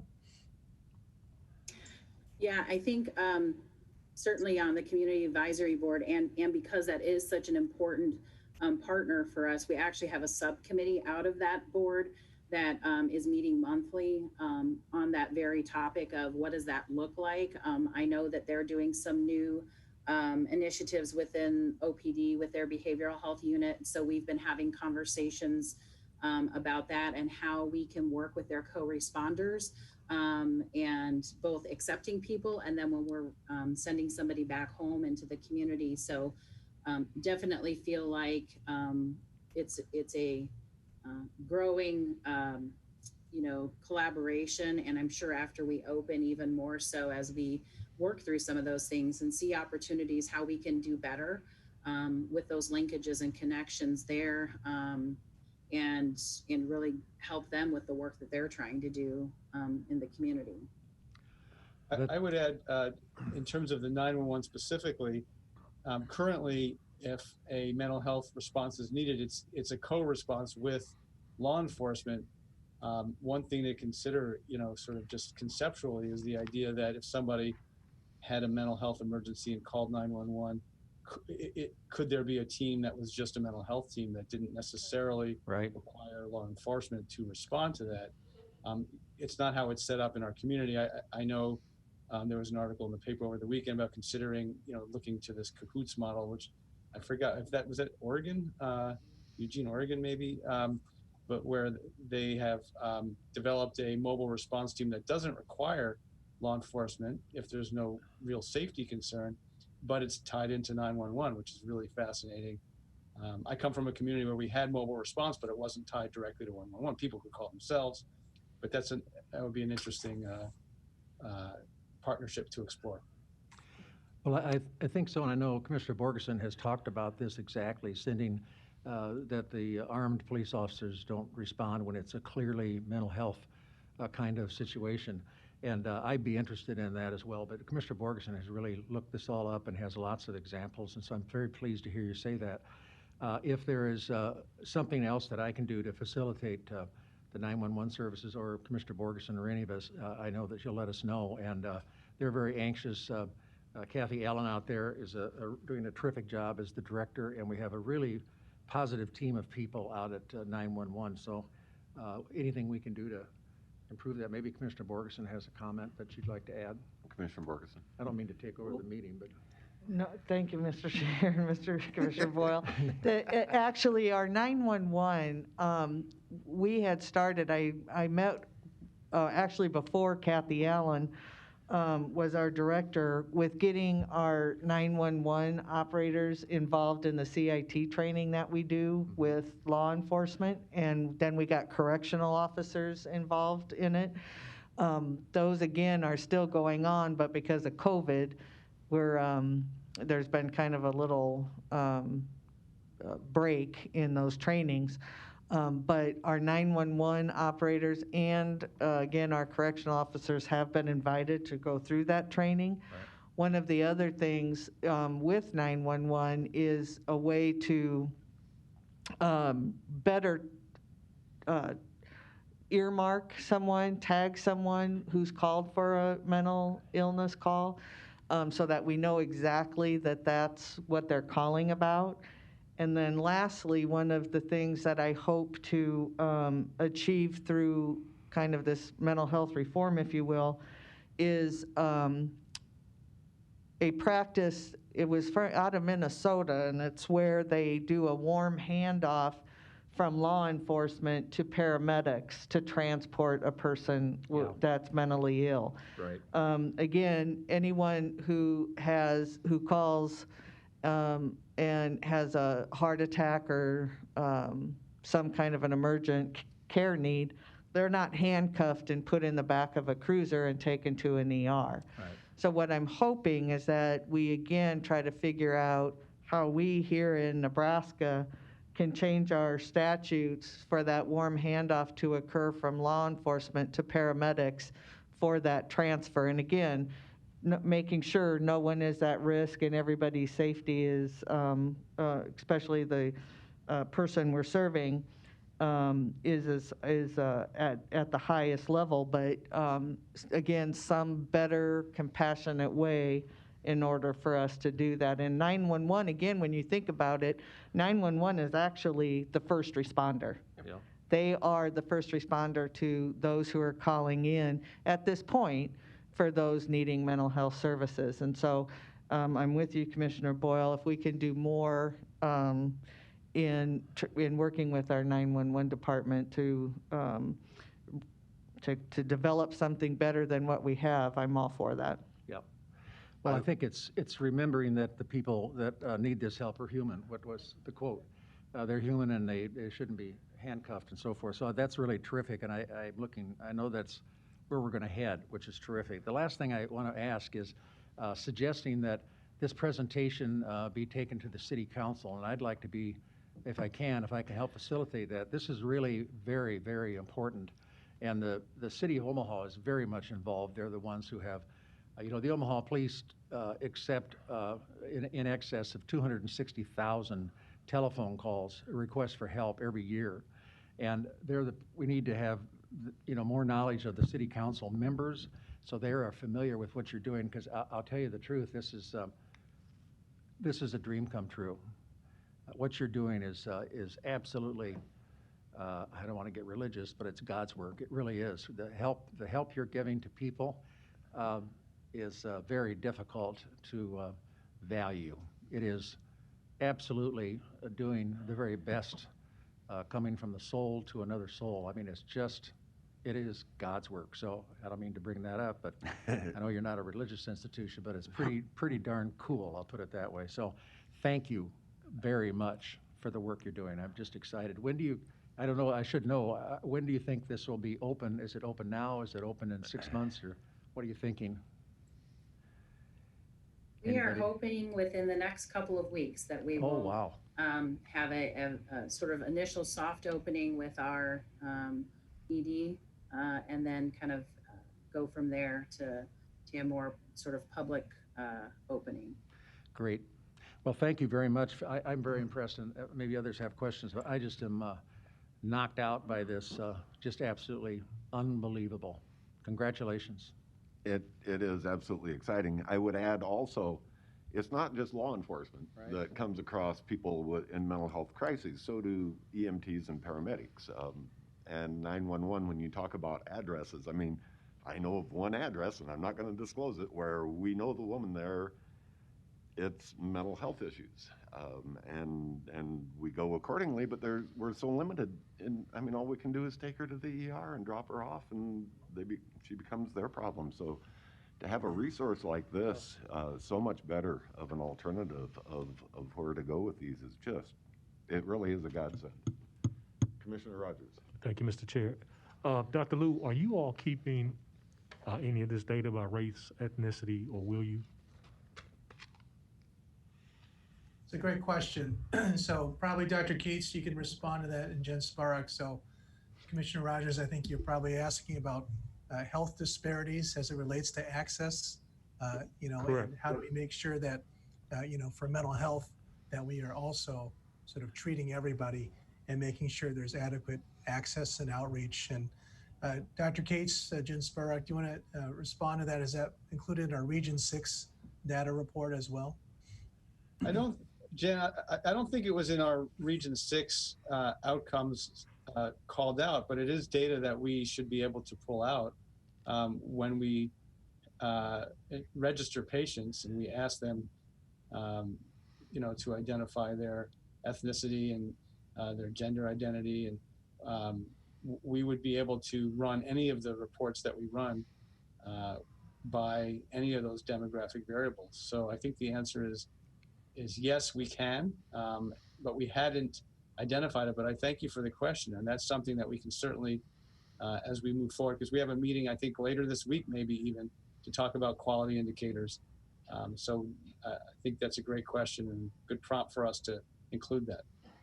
Appreciate it. I might add, from a programmatic perspective, we were mindful of that with our initial onboarding and orientation for our team, both in a trauma-informed training for our team members, as well as thinking of any of those kind of diversity topics, whether that's gender or race or anything else, and how that impacts the way we want to interact with folks. The other piece with that is it is also an important part as we're looking at who we want to connect with in the community, so that the folks that we're serving, we're linking them to what feels like is appropriate for them and where they feel comfortable, not where I feel like that person should go. And so that's really an important piece as we continue to build these community connections, is broadening that out to make sure that we have a diverse pool of community partners that is representative of the folks that we're going to be serving. Thank you. Very good.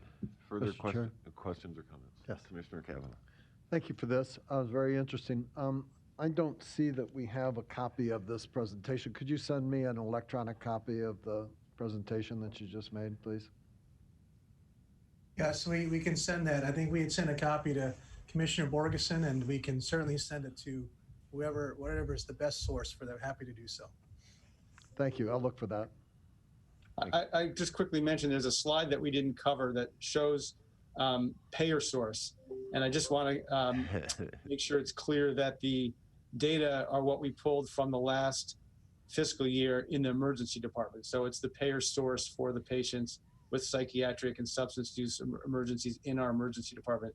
That's where that came from. Very good.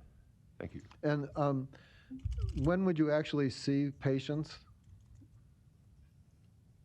When would you start seeing patients? We hope by end of September. Yeah. So I'll also answer that as well, Commissioner Kavanaugh. So we have hired the team. And so since the facility is still being constructed and finished, and literally they're putting up cabinets and everything in there, it's not a safe environment right now to see patients until it opens. But as a result, though, we are taking the team and put them in the Med-ED. So they are actually there now every day, 24/7, working side by side with the emergency medicine team members. So they are actually, in many ways, in a virtual way, they've started, but they are not physically in the facility yet. So we're just waiting on that. Because of COVID, there were some supply chain issues with getting some of the key items for finishing the construction. And so, that's what we're waiting on to finalize those pieces. And would these patients be outpatient exclusively? So, there's two pathways for folks to come in. They can either be voluntary, where they walk in, or sometimes they're brought in by first responders. Those are probably the two main pathways.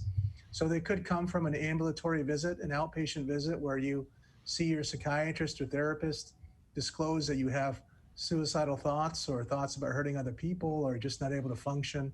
And they say, well, why don't you and your family go over to the emergency department there and get evaluated. So that's one pathway. The other would be, in response to a 911 call, as Commissioner Borgeson and others have said, and, first responders are there, and then they decide that person needs to be evaluated. So I think they could come from both pathways as well. Would your facility have the capacity, though, would it have beds? Would it have the capacity to have people stay there? It's not designed that way. It's a good question. So we will be working hand in hand with all the inpatient units in psychiatry in the city and in the county and the surrounding areas. So, for example, one piece that's been really integral is that we've worked with CHI, Creighton, Douglas County, and others to ensure that there's a direct admission. So when someone has been evaluated, medically cleared in our psych emergency, that they don't have to then sit through another evaluation and medical clearance at that receiving facility. So it's almost like a seamless system. And that's what we're really working for. And we've appreciated the leadership of our partners in that in the community. We do anticipate that some of the patients may not be able to transfer to an inpatient unit within 24 hours. As you saw the data, that's routinely happening currently. So we did try to accommodate within this ambulatory service for that eventuality, because we know it will occur. So some of those rooms that you saw in the outer corridor that Jen referred to as the secure care area, those could also be places where patients could, if they needed to, sleep while they're waiting. Because like today, we have patients who stay multiple days waiting for transfer to inpatient psych. So while it is not an inpatient level of care, and it's really designed as a less than 24-hour service, we are cognizant of the fact that we'll have some people who will not be able to discharge, in less than 24 hours. Thank you. Commissioner Boyle. Excuse me, I want to ask if you'll be able to accept young people, because so many of them suffer from being exposed to lead when they were growing up, and also, trauma and so forth, head injuries, all that sort of thing. Do you see a population of, someone who's having trouble when they're 12 to 15 in that area? Do you see anything like that happening at this facility? I can respond to that first because I am a child psychiatrist as well. When we work with the community partners, we analyzed where the flow of patients currently goes for a crisis. And currently, really the best, most efficient flow for youth patients, those less than 19 in the state of Nebraska, would be probably through our partner sites. So Emmanuel Hospital in particular, as they have probably the largest child inpatient unit. I know Boys Town has built one as well. Mercy across in Council Bluffs also does accept, as well as Bryan and Lincoln. So we are not currently advertising it as a all age psych emergency. It's really more focused for adults, just to make sure that there's optimal safety, there, because sometimes mixing adult and child patients is not optimal for them. That being said, we do recognize that at times kids will walk in or youth will walk in. And Jen, do you just want to say something about how we could accommodate that if that happened? Sure. So, that happens now in our emergency department. I wouldn't say often, but it does happen. And, we will triage and work to do that same process of, what do we think is the right level of care this child and or their family might need, and get them linked to that. If it is for inpatient, then we would work towards transitioning that person and getting them referred to the places that Dr. Liu just referenced. In addition, we do have some places within the physical unit where we could keep a child or adolescent patient separated off from the adults. That secure care area that we were referencing, there's a way that we could actually divide that unit into two by closing these double doors, where effectively you would keep adults and the child adolescent patient separate in that space. So we have some options there, as well as with our interview room. So I think we will handle those on a case-by-case basis. I will say our emergency department faculty, as well as our faculty within the pediatrics department here, have also kind of been a part of this. And really what everybody wants is to do the right thing in that moment for that patient. So definitely been mindful of that. Thank you very much. Thank you, Commissioner Borgeson. Well, again, I want to thank you guys for the presentation, and again, this is real exciting for our community, but also want to again extend my thank you to Patty Djurdjevic and Region 6 for their leadership and hard work on this issue. And I want to leave you with, there was a Dr. DJ Jaffe who I actually had the privilege of sitting on a panel during a congressional hearing a couple years ago, and he started the Treatment Advocacy Center, and there was word here just about a week or so ago of his passing.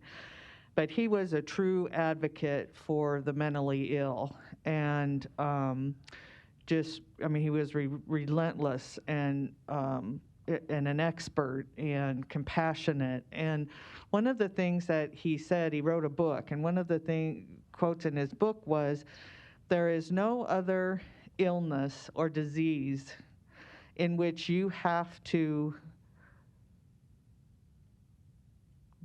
commit a crime in order to get help."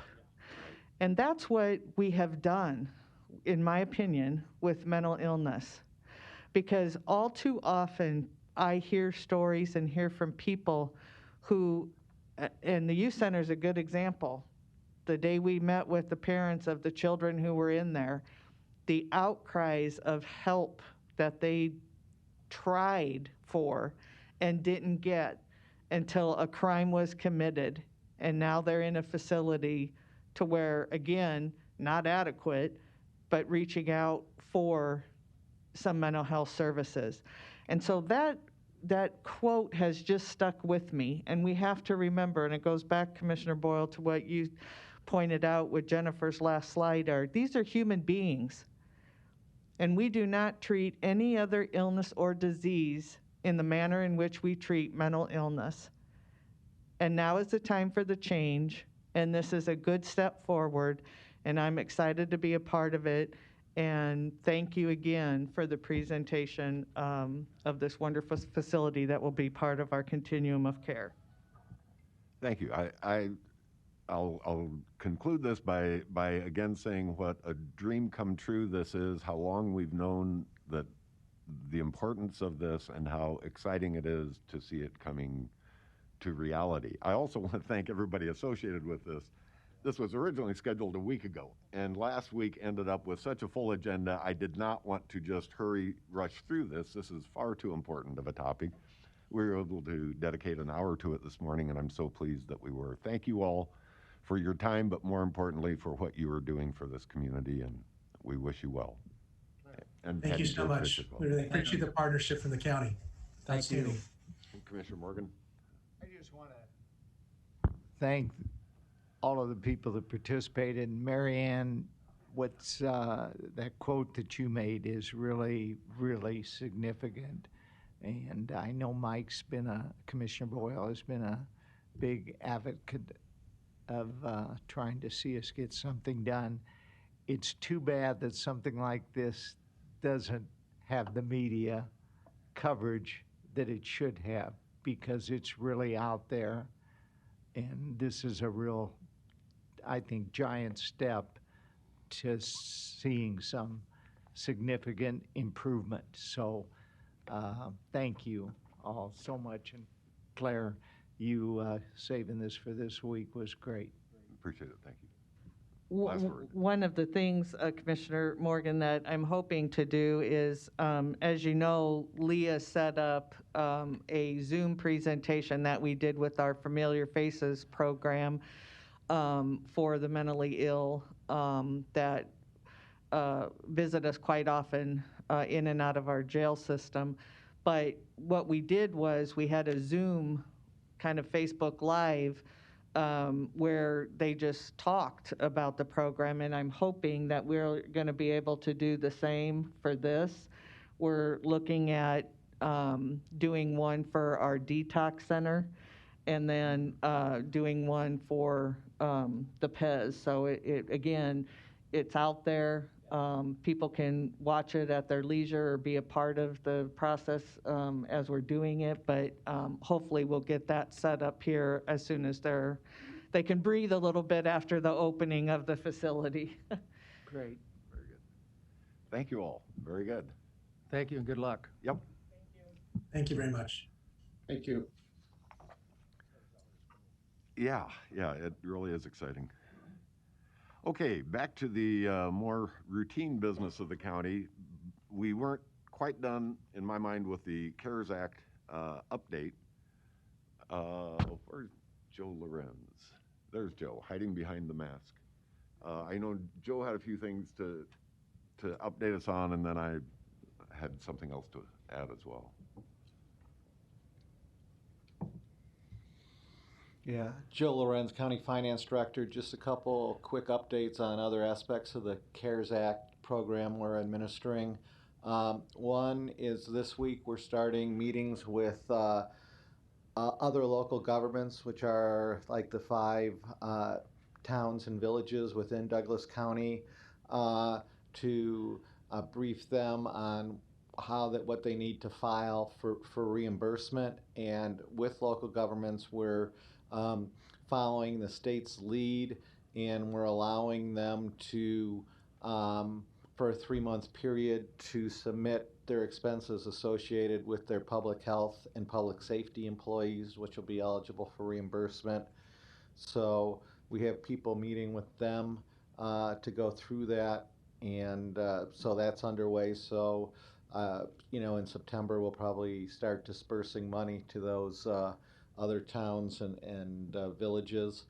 And then within that group is also included the Public Building Commission, who we're working with on certain reimbursable expenses. And also, I think in 2 weeks, we've asked the people from .com to come to talk about what kind of expenses they've been incurring and what kind of needs or things related to the pandemic that they might have. So both the Public Building Commission and .com are being treated as local governments under the program.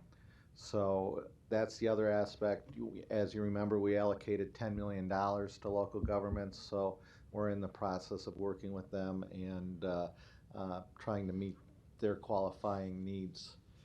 And then the only other thing I had was I had an update from Dollar Energy Fund, and so they've been up and running now for 3 weeks, and to date they've granted about $210,000 worth of utility relief, and they still, are processing applications. So it's still in the ramp-up phase, but it's starting to gain some momentum. And there's been, advertisements on. If you look at your utility bill, there's enclosures in there that talk about it. It's been in the Sunday paper, so I think that program is well underway, and will continue. We allocated $4 million there, so there's a lot of money left. So at this point, I'm anticipating that program will kind of continue for a few more months in meeting people's utility requirements. And so those are the two pieces of update I had. I would add, and we'll get into more discussion in 2 weeks, but one of the other proposals under consideration that the Building Commission, I hope will be undertaking yet this year, is replacing the ventilation system in the 1723 building. I think that's the right number, the old MUD building. It has adequate ventilation.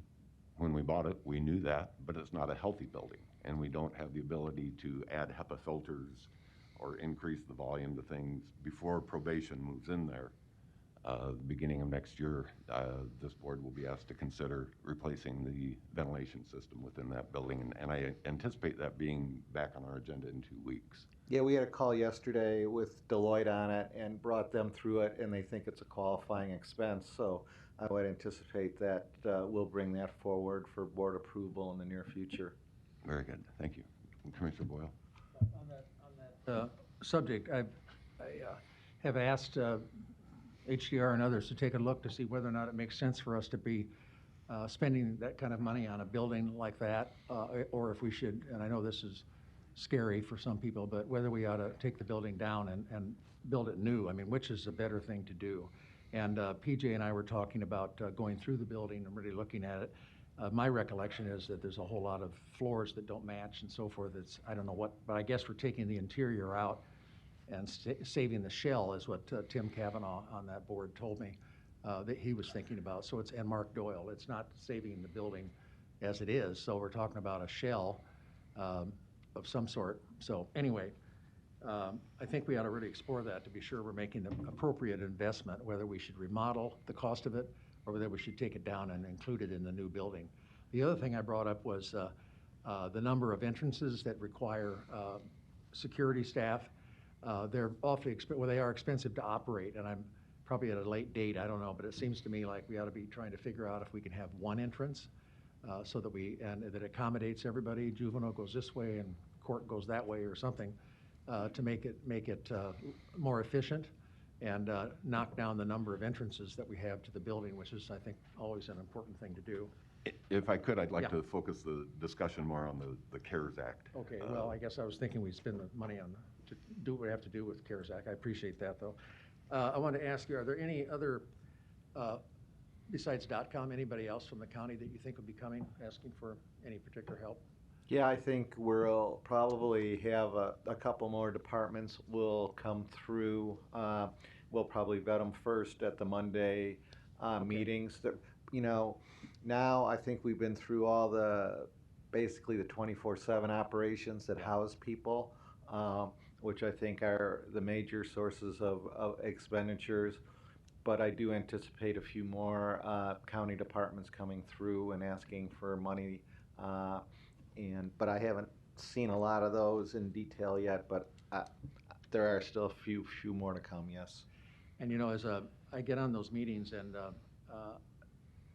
it would be helpful to hear everybody, if everybody did, the Zoom thing is really great. I mean, Commissioner Kraft can talk and we can hear him really well. So as opposed to appearing in person, where the sound is not really adequate, and I don't want to spend a bunch of money, I think it'd be a lot better if the speakers zoomed in and then we can hear everybody really well. I just suggest that as an alternative to gathering in 903, unless you want to do 903 yourself. But anyway, I suggest it because I think it's a lot better for the delivery of information. There was some irony to yesterday's meeting where they're trying to tell us how they want to upgrade the technology in room 903, and nobody could understand what they were saying. But it really made the point of how important it is to upgrade these facilities to meet the needs we have today. Well, I think it's cheaper for everybody to be on Zoom than to spend a bunch of money in that room, to tell you the truth.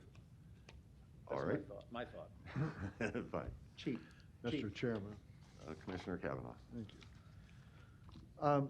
Joe, if I understand your utilities assistance update, the $2 million that was dedicated, or $4 million, I'm sorry, to $4 million that was dedicated, 210 has actually been expended? Committed, yes. Is that correct? Yes. Yeah. I think that they indicated, First Dollar Energy indicated that they would be giving us monthly updates on that, kind of like we get from general assistance on the rent assistance program. Have you received an actual document of? Yeah, I have one, and I could send that out to you all. That'd be helpful. Yep, That'd be yep, great. I could do that. And they're showing it in week by week, so Right. I will get that sent out today to you all. I just got it yesterday. I appreciate it. And you know, on the general assistance one, it shows us, you know, gross number of applications, gross number of approvals, denials in the process, Yeah, those it types says of that. things, so that we get an idea of, Yep. you know, maybe we should be tweaking this or not. Yep, Okay. yep. Thanks. The $10 million that you mentioned for local governments, those are governments other than the city of Omaha and Douglas County. Is that correct? Though, yes, those are, you know, Boys Town, Waterloo, Bennington, Ralston, and Valley, and then also the Public Building Commission and .com. I see. So there's just $10 million for all of those organizations that currently we have not received requests from? Is Yes, that right? yes, and, you know, based on what I'm hearing preliminarily, I think that should be adequate, the 10 million. I mean, we gave 30 million to the city of Omaha.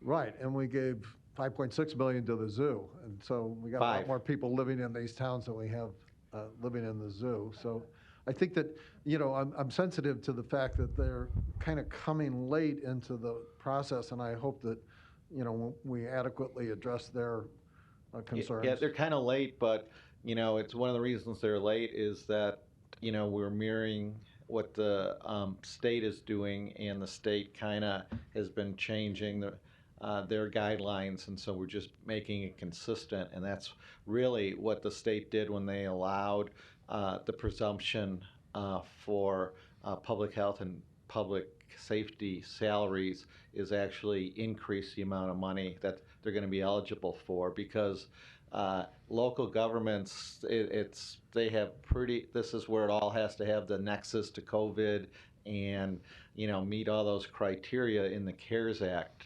that I think, well, it's taken a while, that it's really going to be to their benefit. Right, right. Well, I mean, in light of the fact that yesterday we heard from the building commissioner that they might need $2.3 million, I think it was, just for the MUD building, retrofitting the HVAC and that leaves, you know, less than $8 million for all the other governmental. Yeah, I'm, you know, when I looked at I'm not sure if that's really, we have to talk about that, if that's really a county need or a building commission need, given that, you know, the building commission is kind of acting as the conduit for what essentially it will be a you know, a county-supported facility, because in that building, it's going to be probation, and probation's lodgings and equipment and things like that under statute are to be provided by the county. So that expense might actually go against the county as opposed to the building commission. So, those determinations haven't been made. Is Mecca part of this? Mecca is in the nonprofits. Okay. So they're in the $20 million pool. I'm sorry? They're in that $20 million nonprofit pool. I see, okay. And do you anticipate that we would have the cities and towns in front of us on a date certain? Yes, well, we're working with them, and once they get their request, they know that all their requests, it's been stated that all their requests have to be approved by the commissioners. So once, you know, we get their formal request and have those lined up, I would assume that they will have a representative come to one of these meetings, yes. Do you have a ballpark on that? I mean, that's kind of an important date. I would hope to do it. We would have it done by late September. Okay. I'm just listening to, this is the second time that Commissioner Boyle's brought up knocking down the MUD building, and, it strikes me as, first of all, we agreed to keep the MUD building for 50 years as part of the agreement. And I've talked to board members at MUD, and they're not excited about redoing the agreement that we agreed to. Secondly, I don't know what COVID-19 connection that would have, period. And third, isn't the entire campus currently under a private corporation's ownership, jurisdiction, not Douglas County? It's owned by the Public Building Commission, isn't it? And the private corporation is just a management agency for a building commission property, is that correct? Yeah, the title, you want to come up? You want to come up, Paul? I'll let Paul. Thanks. Good morning, General. Good morning, Commissioners. After yesterday, I know this is the best way for me to communicate with you without the mask. Paul Cohen, Omaha Douglas Public Building Commission. Good morning, Commissioners. Thank you very much for the time. Commissioner, the Building Commission owns the property. We are the owner. The 501c3, the JCDC, is the owner's rep on that property. But we own and control it, which is why the request, now we're a little far afield, if you'll forgive me, Mr. Chairman, why the request for the HVAC improvement came to you, because the Building Commission said, stop, we want that building to be at the same standard as the other buildings that we own and operate. Right. And so we want you to tell us how much that's going to be, what's it going to take, and they did, and the result was $3.3 million request Sure. that we talked about briefly. And I yesterday. appreciate that. I would have thought that would have been anticipated in the original $120 million bond issue, where you wanted everything on the campus to be compatible with everything on the campus. Well, that was pre-COVID, Commissioner. We didn't know we were going to need Well, so was ultraviolet. everything else on the campus. Well, exactly, and the HVAC system that was present in the building would have been adequate, but for COVID. The system will not, that's presently there, will not allow us to go away from the dual duct system that's in place to a more efficient, for health purposes, filtration, air exchange, UVGI system. And that's why it needs to be replaced. No, I appreciate that. I mean, the immediate concern, of course, is we're holding children at 42nd and Woolworth. Is that HVAC system COVID compatible? And they're going to be there for the next couple of years no matter what. So I would be a little more concerned about the children alive at 42nd and Woolworth today than a future building that's not our responsibility anyhow. That one I down the can't road. comment on, Commissioner. But thank you. I appreciate the clarification. Thank you very much. Sir. And I would point out, there will be children and probation officers in this building early next year, is the plan. So this is not. And also, years down the if road. you remember yesterday, when Brad was there and presented, we are spending some money, CARES Act money, for air handling within the existing facility. So we don't, in evaluating it, it was determined they didn't need a whole new HVAC system, but there are expenditures to improve the air handling within the existing facility also. And that's where the children live and eat and sleep. This other building is where they may go for a hearing or something like that. But where they're living, the residence is at 42nd and Woolworth. Yeah, That's and the that'll important be thing. at our next meeting is when all those CARES Act expenditures for the children's facility, the detention facility, will be on the agenda for approval at our next meeting. Thank you. Thanks. Okay, Commissioner Borgeson. I just wanted to take a moment, and I don't see Adi on the line, but one of the things that I wanted to do was just, again, give a shout out to our health department and Dr. Poor for her leadership during this whole pandemic. And while we sit and wrangle with the CARES Act, there's still work that's being done. And I had asked her last week what the numbers were in terms of like PPE distribution, and it's very interesting. And again, the work that they were thrown into doing over this pandemic, during this pandemic. So they've distributed 3.75 million pieces of PPE during this pandemic, and they've distributed it to about 1,186 organizations in this community. They have an information line, which again, they created for the pandemic, and they have taken well over 20,000 calls. The majority of those, about 17 or 18,000 being English speaking, 1,482 in Spanish, and 39 in other languages other than English and Spanish. And the navigators that they set up, again, this is a very specialized team, and they've received about 1,147 referrals where they actually follow up with individuals within their homes to see what their needs are once they've become isolated, to see what we could help them with. And so the most common needs expressed of those people who are working with our navigators, again, during the time that they're isolated, are the utilities and the food and the rent and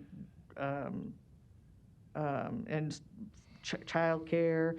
So I guess my point to all this is while we continue our discussions on the CARES Act dollars, which is going to very good things in the community, there's still work being done on the ground by our health department on a daily basis, and I just wanted to give a shout out to them. One of the things that I will be presenting either at the Monday meeting or have them also come to the board meeting is looking at some type of a distribution to the food pantries.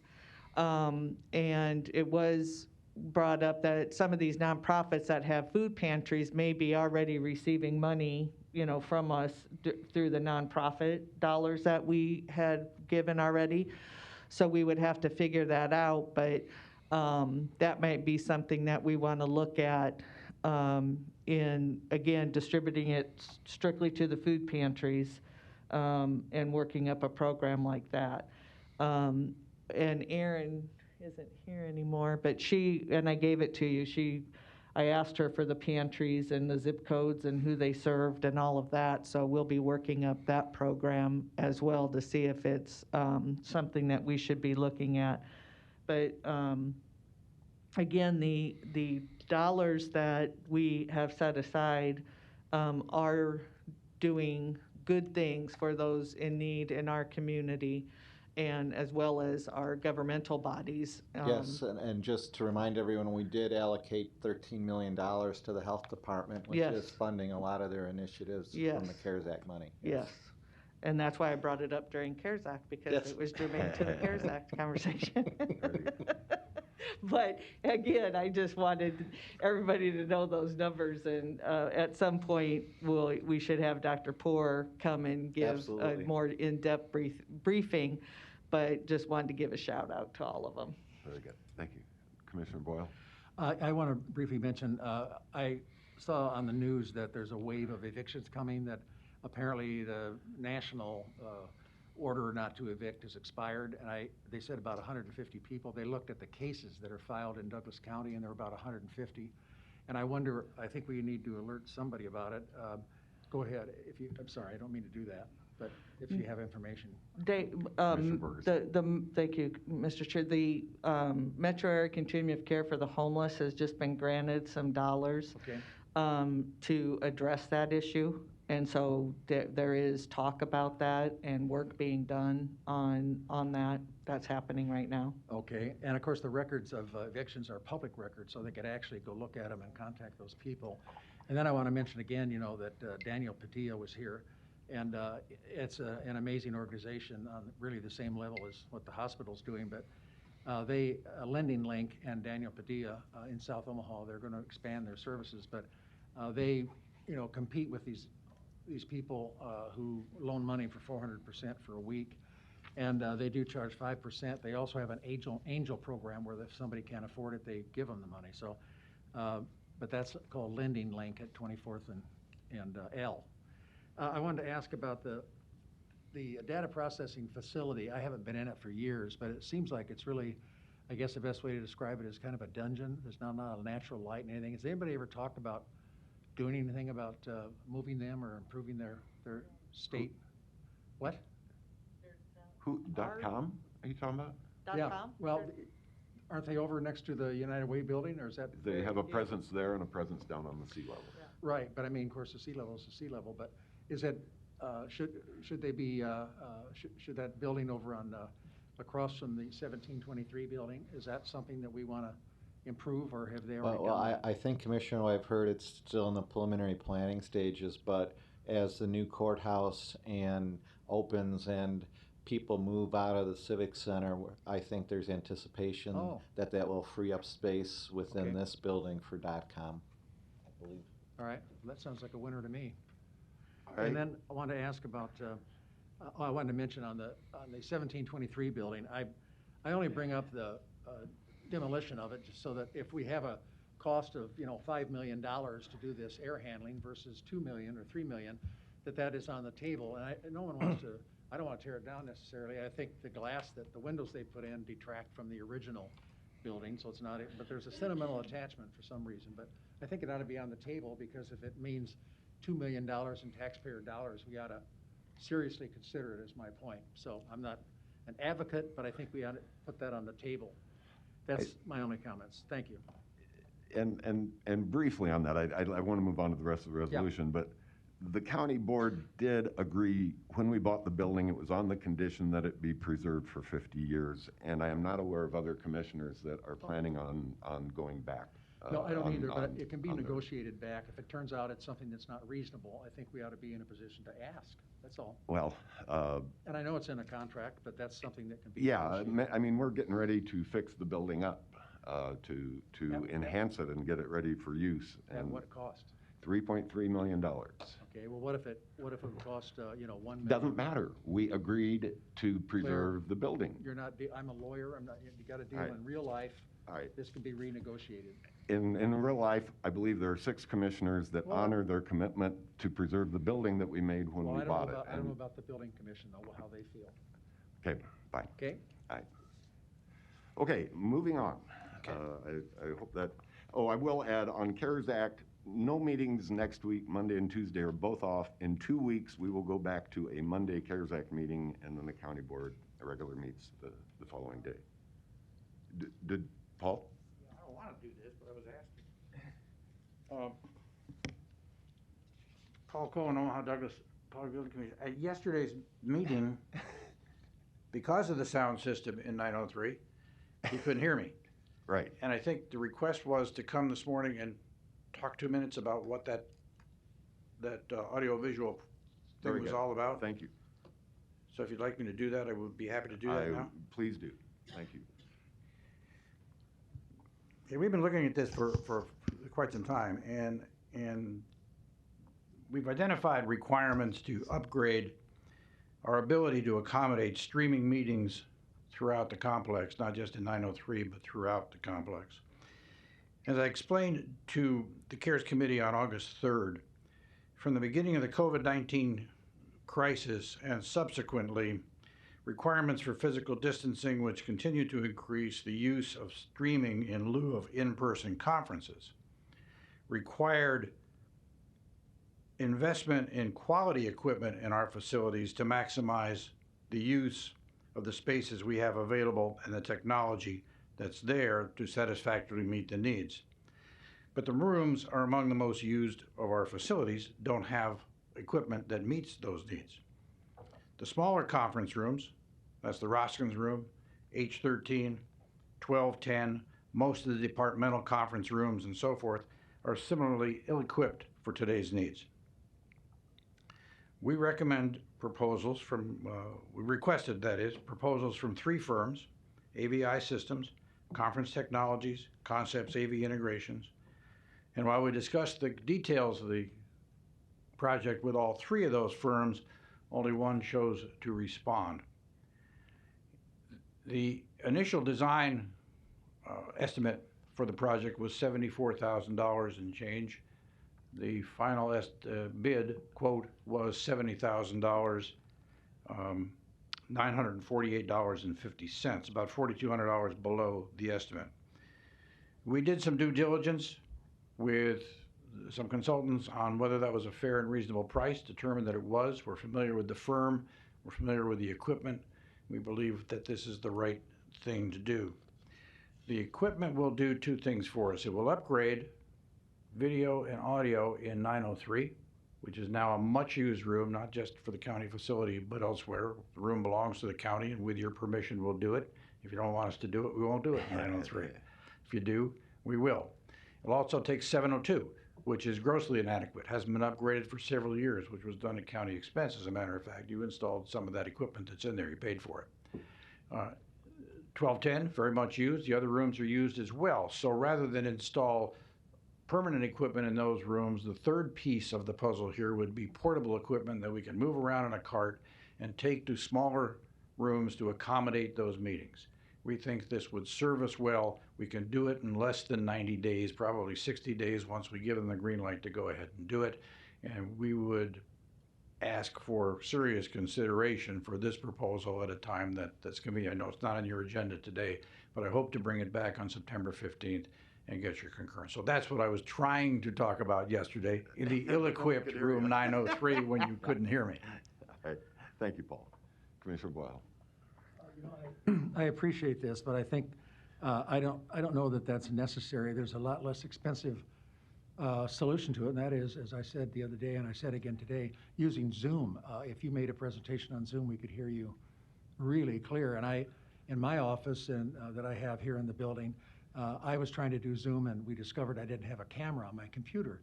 So Karen, being the same philosophy as I am, that is being cheap, instead of getting a new computer, we got a camera and put it on top. So now I can Zoom from my office. I have one on my home, and I usually Zoom from home. So I think we ought to be, save the $74,000 and give it to the eviction people or something. But we could just, everybody get on Zoom. If you were in your office now and on Zoom, we could hear you better than when you're speaking here in person, to tell you the truth. Let's do Zoom. It's cheap. And I don't think we ought to be building up these rooms for, I don't think we need to do it. That's my feeling. Commissioner, let me respond to that. I'm responding to the requests that we get for the use of our conference rooms, that people are using exactly as you state for Zoom meetings, where 4 or 5 people who are content experts or are involved or are closely involved in the meeting come together in a room, and then everybody else is on the screen. And what they end up with more often than not is somebody bringing the camera every time, positioning in it, bringing the tripod, setting it up. Yeah. Oop, it doesn't quite fit. We have to aim it a little differently. The sound is good when you're right on it and up close and personal, or it was like yesterday when I had a couple of people to address in the room and you couldn't hear it. We've installed this system in 1205. We did it at the end of last year. And the only problem with the system that we installed is side conversations are out. If you have a side conversation in our room now, it's going to be heard. You're going to pick it up. And so the quality of the broadcast, if you will, to the people who are not in the room is far superior than what you get in a conference room that is not equipped to do it. We saw it over and over again in the number of meetings that were held in 702. You held some. Right. That we tried to Zoom. They were iffy. The connection to computers, the connection to recorders was not always consistent or adequate. This installation solves a lot of that problem, which is why we brought it. It's a response to what we saw as the needs of our tenants to do what it is we provide. Well, I'll say that's wasteful.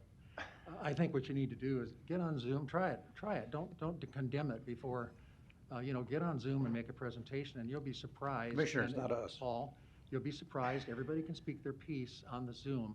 Let's give it a try before we blow $74,000 on this portable machine that we have to pay somebody to haul around. I really think we ought to try it before we condemn it. And, Mark could talk right now. He's on Zoom, and all he has to do is, I'm going to speak and listen to how clear he is. Let's postpone this and try Zoom first. We're not taking any action today. It's not on the agenda. Good. Please, Mike, allow others to have opinions. Well, allow me to have one that's cheap. Are you done? No, I'm not done. I'll talk. Let me know when you're done talking. Okay, I'm done for the moment, but if you address me, I'm going to answer you. I'm trying to speak not so much of a side conversation.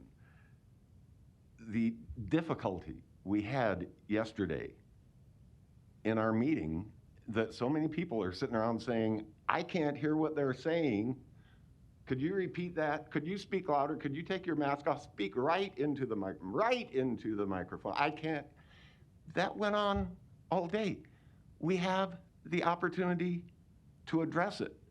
I don't see why in the world we think what we had yesterday was good enough when we have an opportunity to improve it. And it's not just for us.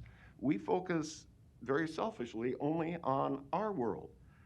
These conference rooms are used all the time. I mean, they're frequently used. And to upgrade the technology in these for a pandemic, to me, makes pretty good sense. So this will be back on the agenda in 2 weeks for our consideration. Thank you, Commissioner. Thank you. Okay, Commissioner Bergson. Go on, but can I make one point?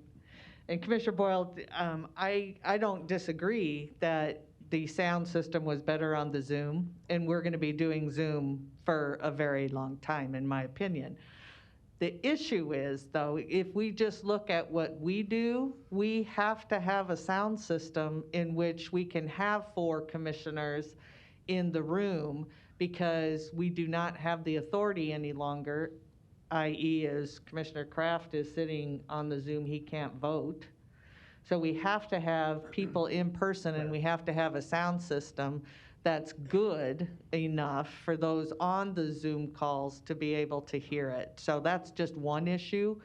But as Paul said, there are many other folks, except for us, that utilize these systems within these rooms.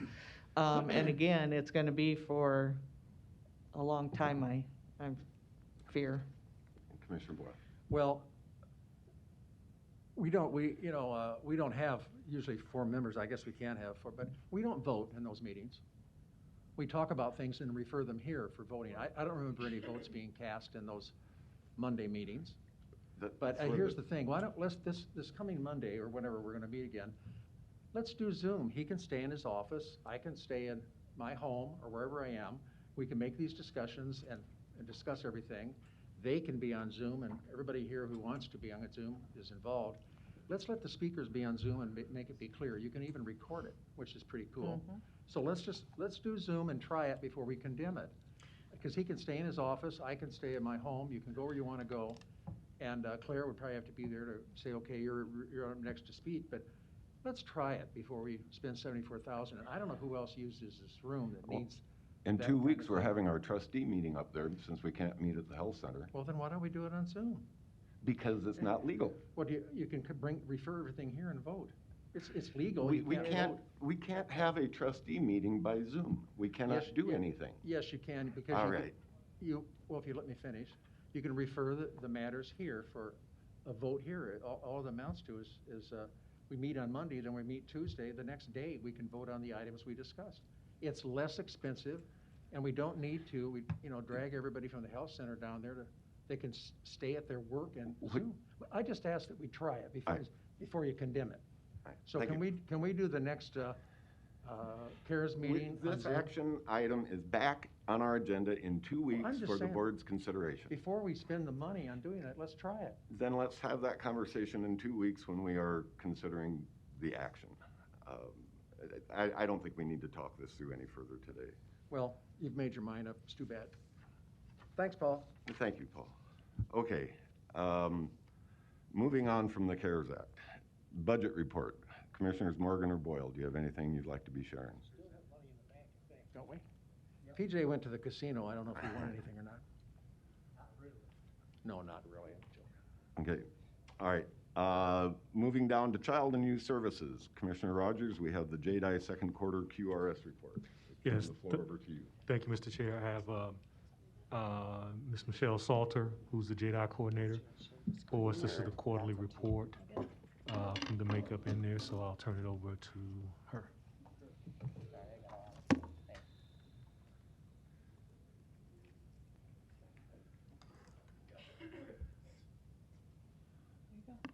you, Karen. What am I hitting here? All right, cool. Thank you, ma'am.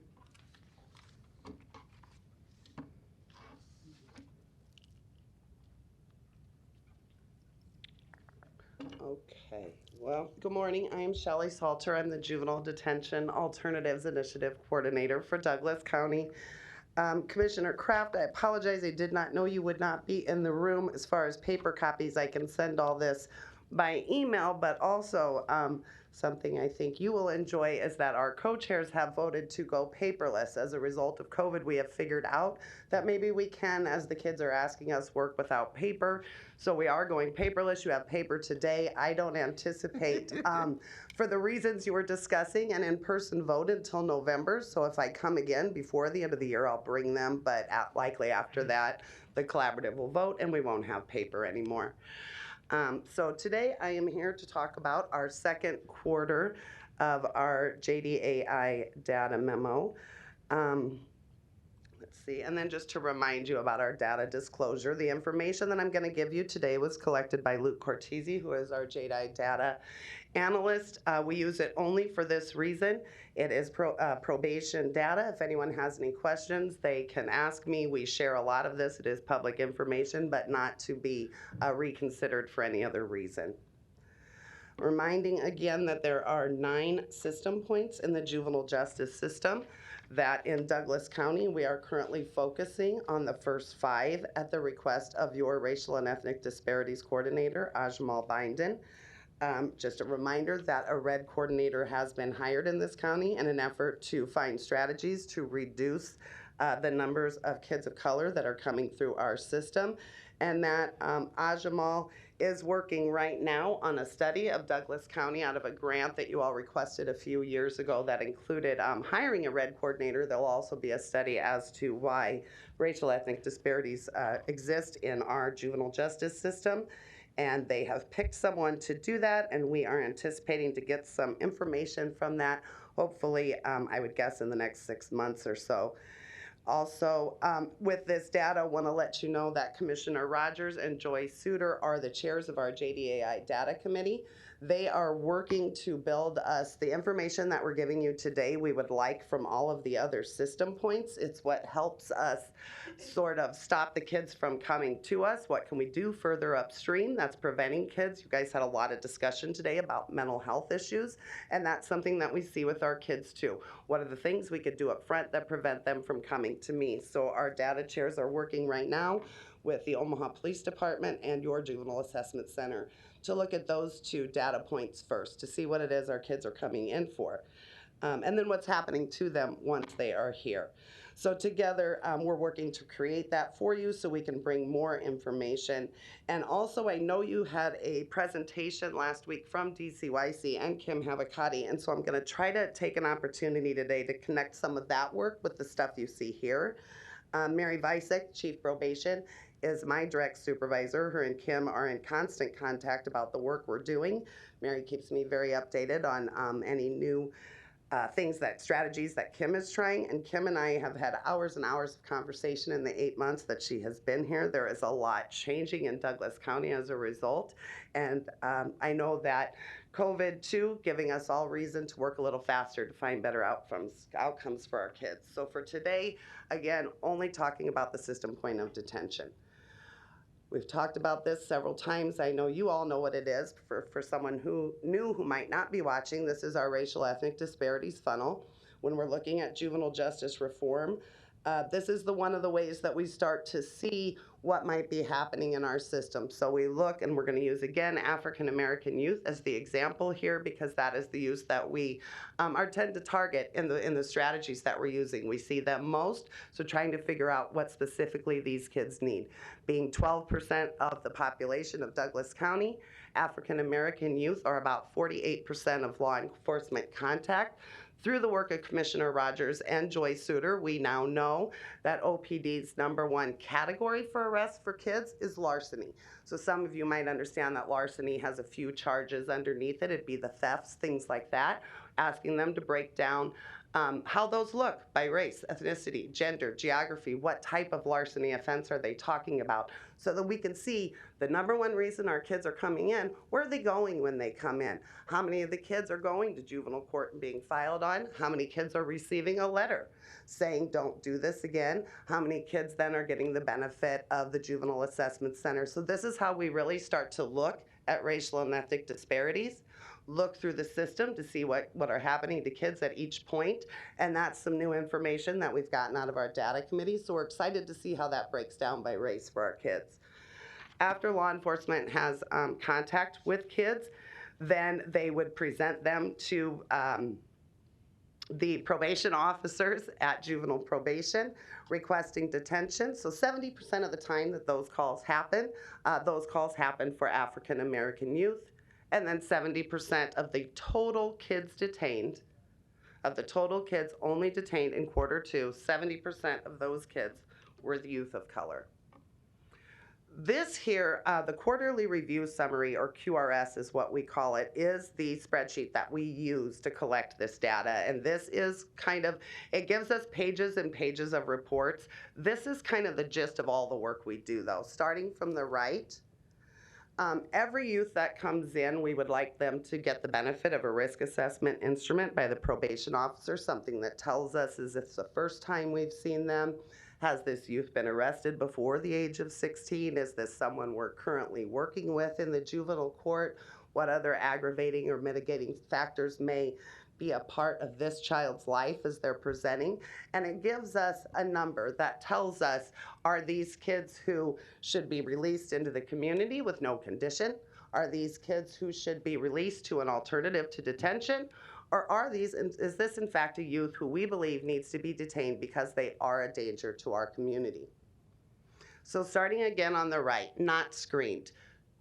What this is there's 21 kids in this quarter who did not get the benefit of a risk assessment instrument. And we'll talk about that a little more later.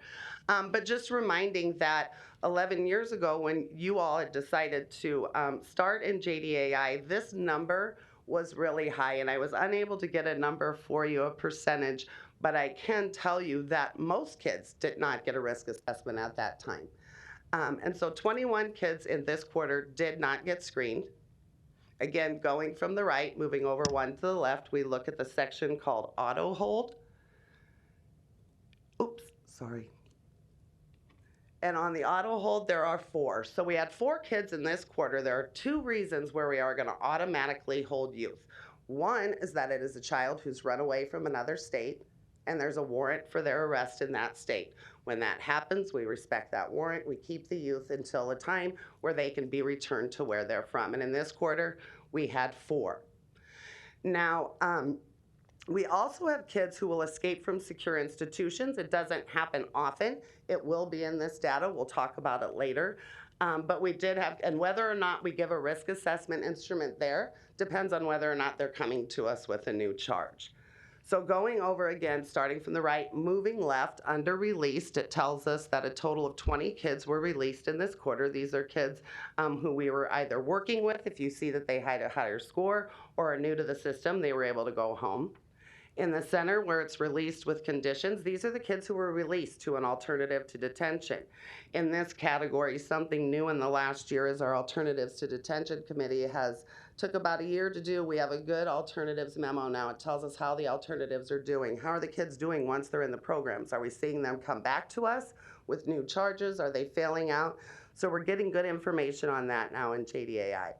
And then finally, under the section that is detained, and that's the section we talk the most about here, looking at kids who scored low and medium, and remembering that the 8 that scored low are kids we'd like to go home.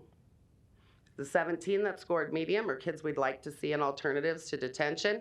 And then the kids who scored high are kids we would expect to see detained, at least until a time where they're able to go in front of a judge to find out what services might be needed to allow them to go home and keep our community safe. Now this is also a part, it's kind of just right below when it prints out for us. And just to give you an idea that we do break all of our data as we can by race, ethnicity, gender, geography, and offense whenever it's available. And I understand that this page is a lot for people to look at. It's not as much a lot for us, but if we keep just in that detained section up top there, oh, I can't point. And we look down, it'll tell us 32 high-scoring kids were African American.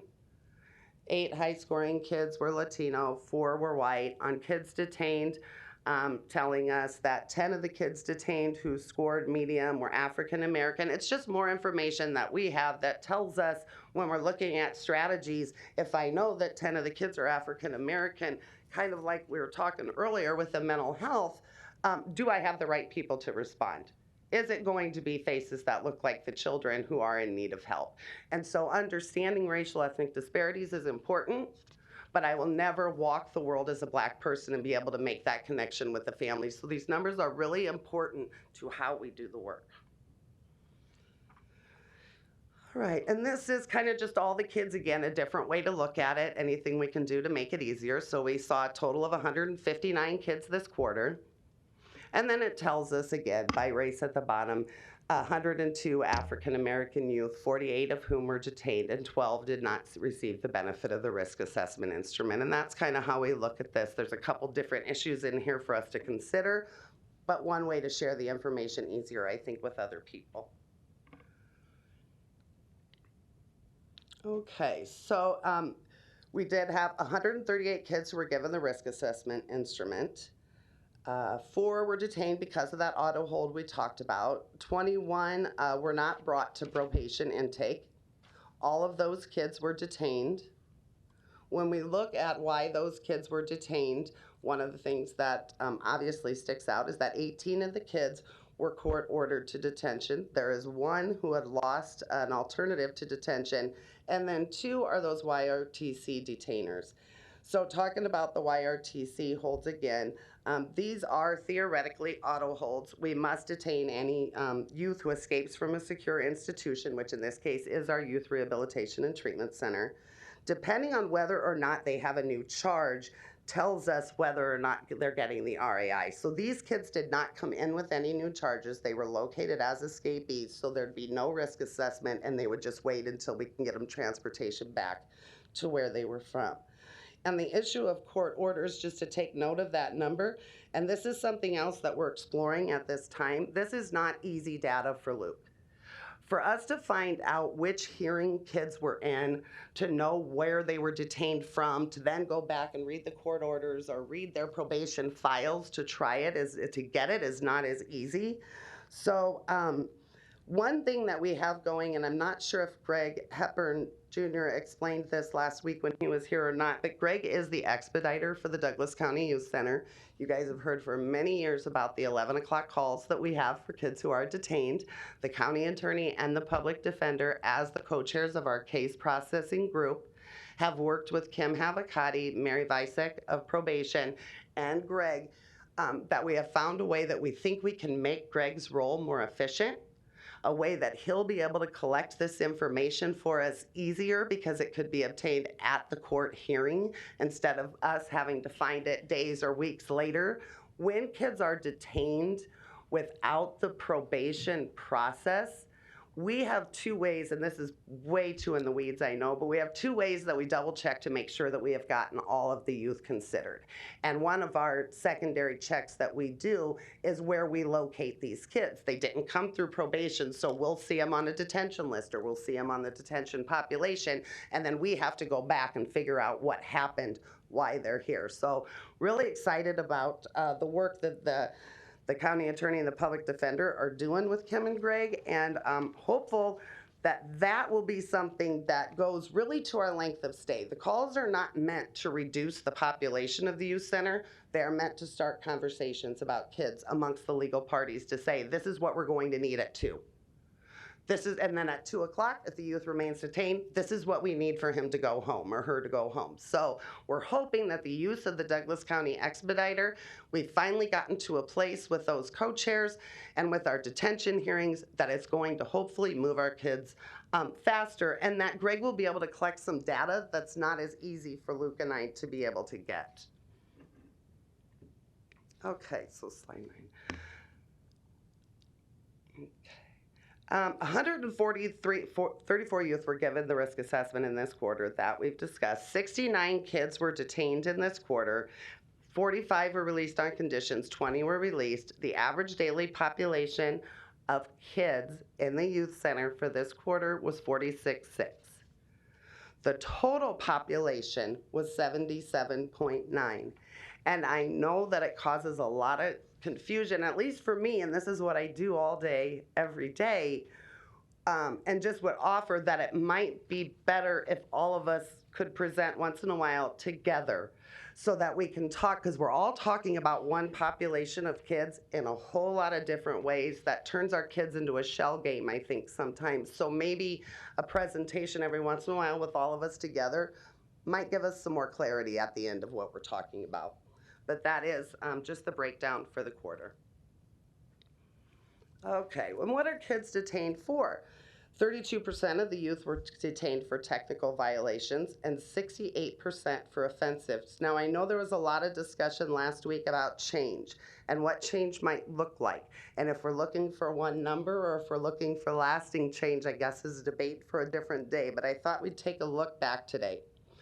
And the first one of these reports that I'm responsible for, and it doesn't mean we don't have data for years before, but it's sadly who I am. What I know to be true is second quarter of 2015, where 81% of the kids who were being presented to the Douglas County Youth Center were kids without offenses. They were kids we were already working with that were getting detained for not listening or following some kind of a direction. In that quarter, 171 kids were detained. This year, in the same quarter, we detained 69, and only 32% of them for technical reasons. There are many measurements of success and change when we're working with kids. This one, from where I sit, is big, so I thought I would just bring it so that everyone can see what we're talking about. Oops, I go the wrong way. Yep, going the wrong way, sorry.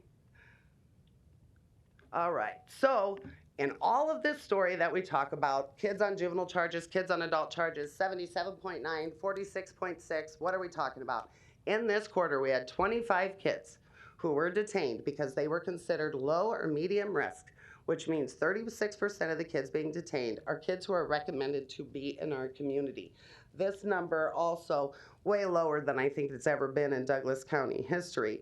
And I want to show you something about these 25 kids before we move on. Kim had showed you all this slide last week. I know it's a lot to look at.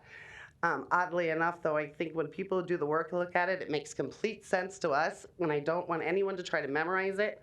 But what I'm trying to explain here is these exits that Kim is talking about.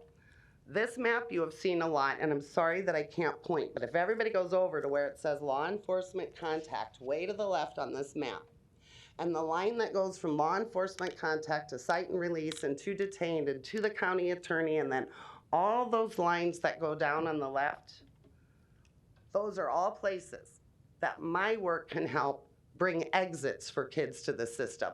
So just to kind of connect what Kim is saying and what all the working groups are doing, the parts that we're going to talk about now are those exits from the systems, those alternatives. I know there's a lot of discussion about finances when it comes to the kids that I serve, and I don't have answers for you for that, nor would I attempt, but I will tell you those 25 kids were in detention for 1,051 days and 2 are still detained. I know that Kim told us last week that's about $300 a day. Probably having the same math teachers often as Commissioner Boyle, I'd say I'm not the mathematician, but I know it's at least $300,000 if I do it quick. And then we look at what are these kids overridden for, and I'm going to do it in a different order that's on the screen. One of the youth, there was no shelter available. This is a number we used to see a lot higher, and I didn't have time since I saw you last week to kind of find all these numbers, which is probably best. But I can tell you that number is incredibly low. I don't know the last time I have seen only one youth who needed an alternative that we didn't have. Again, starting at the bottom, we had some kids that were other risk. We have a youth that was a flight risk, one that was non-compliant with services and for whatever reason could not be released. And then we have kids at time that there are victim or witness factors. The victim's in the home.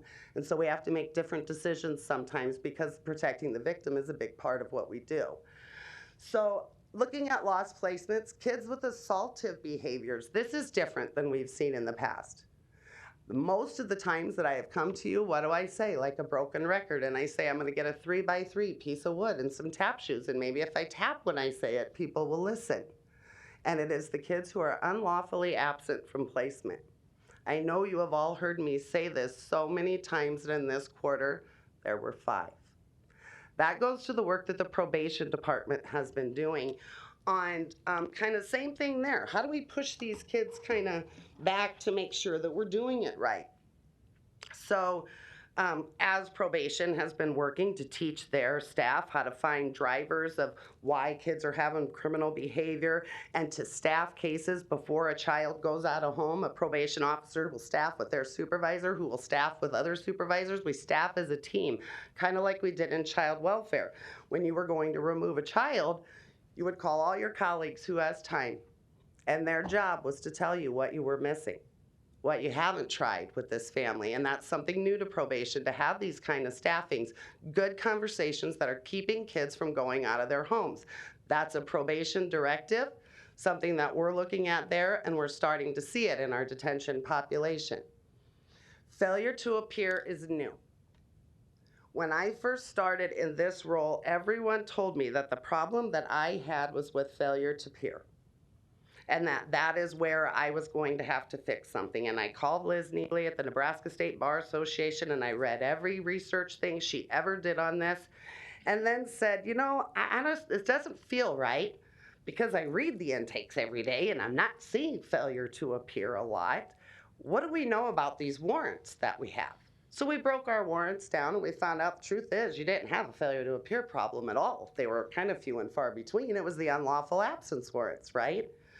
Well, since LB 1112 and putting in that legislation a different reason kids are detained and focusing on our state on what is community safety, one of the reasons we're unable to detain, or one of the reasons we are able to detain, is if a youth has a documented willful failure to appear. So since July 1st of last year, we are seeing failure to appear as a reason kids are being detained. Again, this is a place then for JDI data where we get our data. How many of these do we have since July 1st last year? What do we know about them by race, ethnicity, gender, geography? And that offense piece here is huge. Do they have offense that was danger to the community? Or are they not listening to us? And so we want them to be at court and you didn't come, so now you're detained for that. And then you have to wonder if that's the case, that what we as the adults had to say was so important, why would it take 201 days then to say what we had to say? So if we're going to violate kids or detain them for failure to appear, this is a great place to strategize to say, again, the work I'm talking about is not about the kids and families changing anything. This is about us changing the way we do our work. And if it's so important to detain you that I need to speak to you, that I have to do something about how many days until I do finally come speak to you. So that's a place that's kind of new for us. It keeps repeating in quarter. So we're going to try to do some type of a special project there to see what we can get as more information, maybe to assist the bench in getting our kids to court and getting them back out and into service. And so the last one, risk to community. And this one is a lot of discussion in Douglas County right now, and I know that. And I want you to know that I recognize the danger of guns in community. Because we work for probation or are the JDI coordinator does not make our families immune to being victims. We understand that part. What we say is to slow down and let cooler heads prevail when we're talking about children. This work is about adults making the decision. And something really important that Kim had said last week in looking at the child, not the charge. So here I just kind of want everybody to think about the number of times since, what do I have, January, March, April, May, June. Since April 1st, how many times have you read the World Herald? How many times have you watched the TV and saw stories of gang violence in this town? And I'm just gonna ask that we caution ourselves to remember that what it doesn't tell us is by race, ethnicity, gender, geography, offense, and most importantly, what is the age? We cannot make all of our kids guilty for something that we're seeing on the news. And so what Kim said is really important. Look at the child, not the charge. We recognize we have kids with guns. We know that's not okay. We also know that they are kids who are not scoring to detention, and that in other jurisdictions there is programming for these kids, and how do we make that happen? So just kind of wanted to point that out. When it comes to cost, I'm not giving you anything other than I know it's about $300 a day, and it was 1,051 days total with 2 kids still detained that we could find an alternative for. Oops, now I messed her thing up, I think. No, it won't go. Oh, perfect. Okay. So then, so in JDAI, we have a couple target populations when I started. One is kids with warrants, which we broke down with our data, figured out what we have, and made some changes on those to look at a difference. The other is racial and ethnic disparities. Our length of stay is pretty constant discussion around here on how long it is that it takes for kids to get out of the youth center. So on the left, going from that second quarter 2015, you're right, it's 45 days. It was 32 then. Our length of stay does continue to increase at times. A lot of it has to do with the 6 kids with guns because they are on juvenile charges. Just because a youth is arrested with a gun does not mean it's an adult charge. You could be in possession of a handgun, not hurt one other human being, and be charged for having that, and it could be, right? And so they'll sit a little longer because there is something going on in our community with gangs and guns that's important, and we have to know that our kids, how they're connected if they're not, and that they're safe if they leave. Our length of stay is longer. And then on the right, and this is something that I know is very important to Commissioner Kavanaugh, and I hear you talk about it often, and that is the rate of kids of color that we see. And I don't know any other way to offer from the one system point when there is 9, except for to show you that in the second quarter of 2015, it was 85%. And it is 88% now. I'm not denying that, nor am I denying that there is still an issue in our county with this. But when I see that 5 years ago, that meant 141 kids were detained, as opposed to 61, then in the work I do, I know that at least something's changing and that this is common. There are a lot of things that happen in reform that are predictable to the people who do the work. As your detention numbers go down, the rate of kids of color will increase. Kids with adult charges is not unusual as kids start to leave. They are things we need to look at system points before us, but we are aware they exist. And it is still the population that we consistently try to work towards. And then warrants. So on this one here, as you know, warrants were a target population. So this is just to show you what it looks like over time. But I'd like to point out this quarter four from last year, or really all the quarter fours, at a strange phenomenon that happens in our field that I want to tell you about, and about kind of a new one that we have. And that is that, you know, actually this next one might show you a little better. Let's do it on this one, technical violations. Either, I guess it doesn't matter, they're both about the same. But you know, what we see around holidays in the child welfare field is not as many kids are removed. Not making a judgment, it's just true. We tend to see that same thing happen when it comes to detention and holidays, that the adults will do things to say, what can we do, what can we do? And it seems that the last time I was here was, I think, March 10th, and then the following week was St. Patrick's Day, which was canceled, and I've pretty much been home ever since. We kind of have a COVID phenomenon that's happening here, where people are having increased conversations about kids and their movement. And can we move the youth now? Have they been quarantined long enough? Do we know what their temperature is? All of those things are making for changes on how we work with kids too. So I'm kind of anxious to see over the next year what COVID season will do to our population at the youth center as the adults start to understand that, is this child a risk to our community, that he needs to be detained, or could we find something else? So it's just something I noticed looking through. We all know that in child welfare and with detention, that at the holidays, something happens. And so I'm hopeful that this will just something happen for us too. Average daily population, second quarter was 46.6. Again, this is all juvenile. None of this includes any adult population. So in 2016, in this quarter, that population was 70. In 2017, it was 70. 2018, it was 58.9. 2019 was 57. And then in this quarter, it is 46.6. On the kids for juvenile charges, average daily pop, again, same thing for the course of the year. We have seen reduction in this population.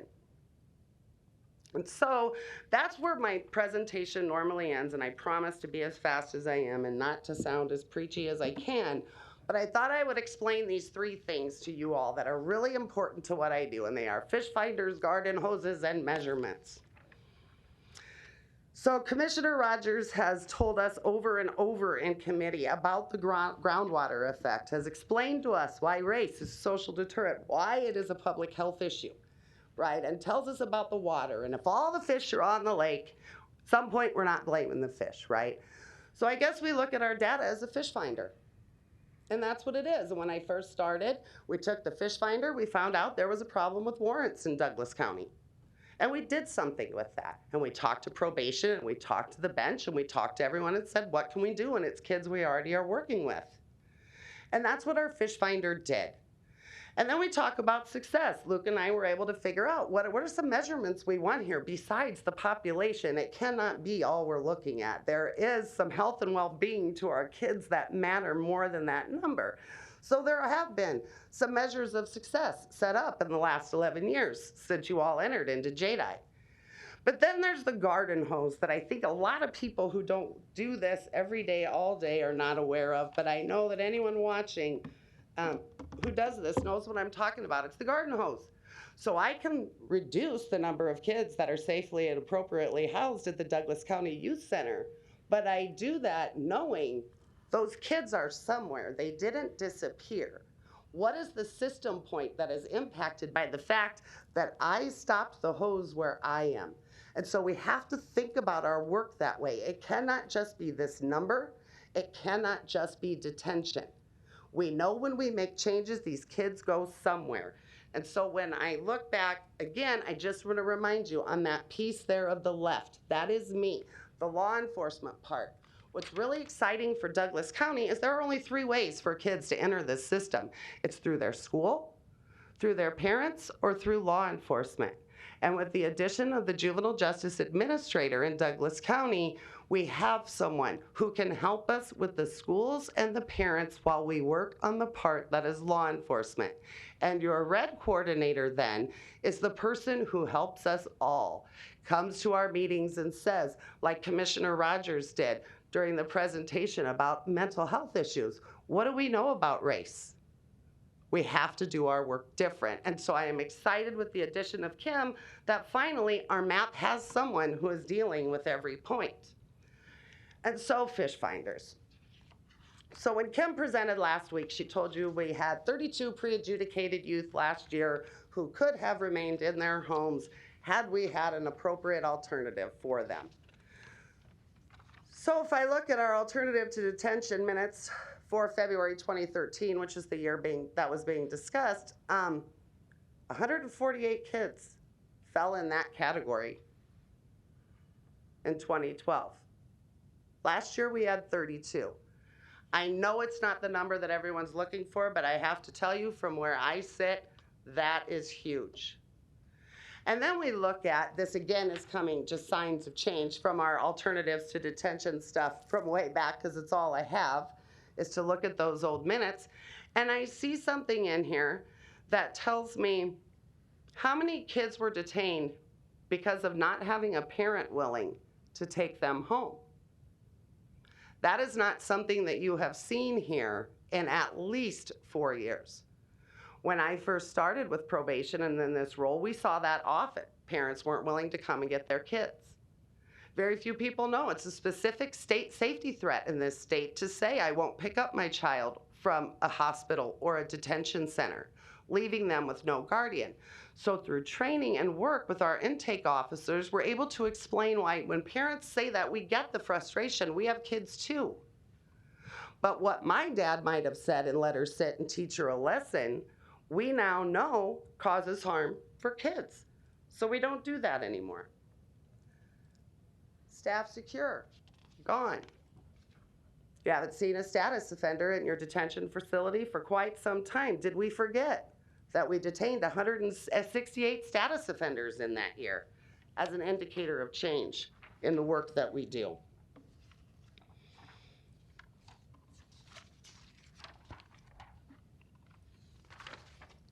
And so again, the population under JDAI, the kids charged as juveniles, has declined since 2013, and it has declined dramatically.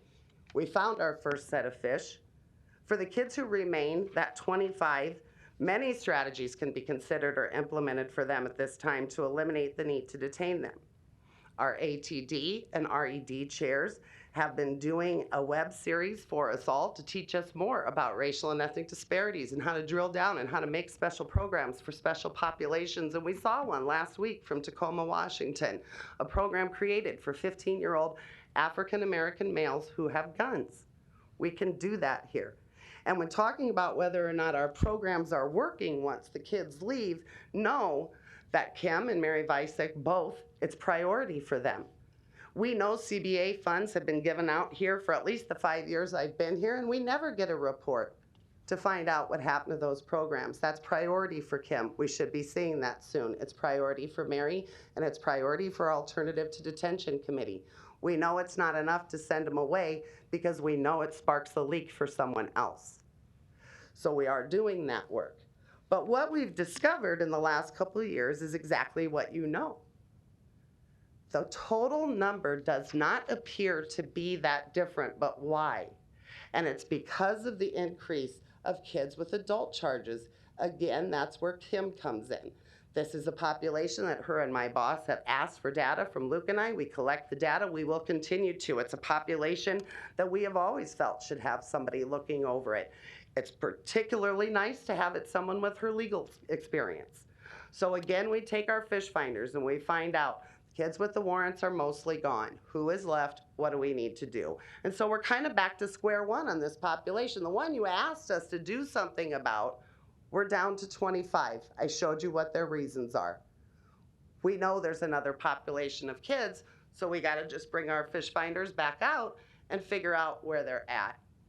And so I want to say, as I was looking through, and for those of you who do know me, it's exciting to see all these women in charge. It really is.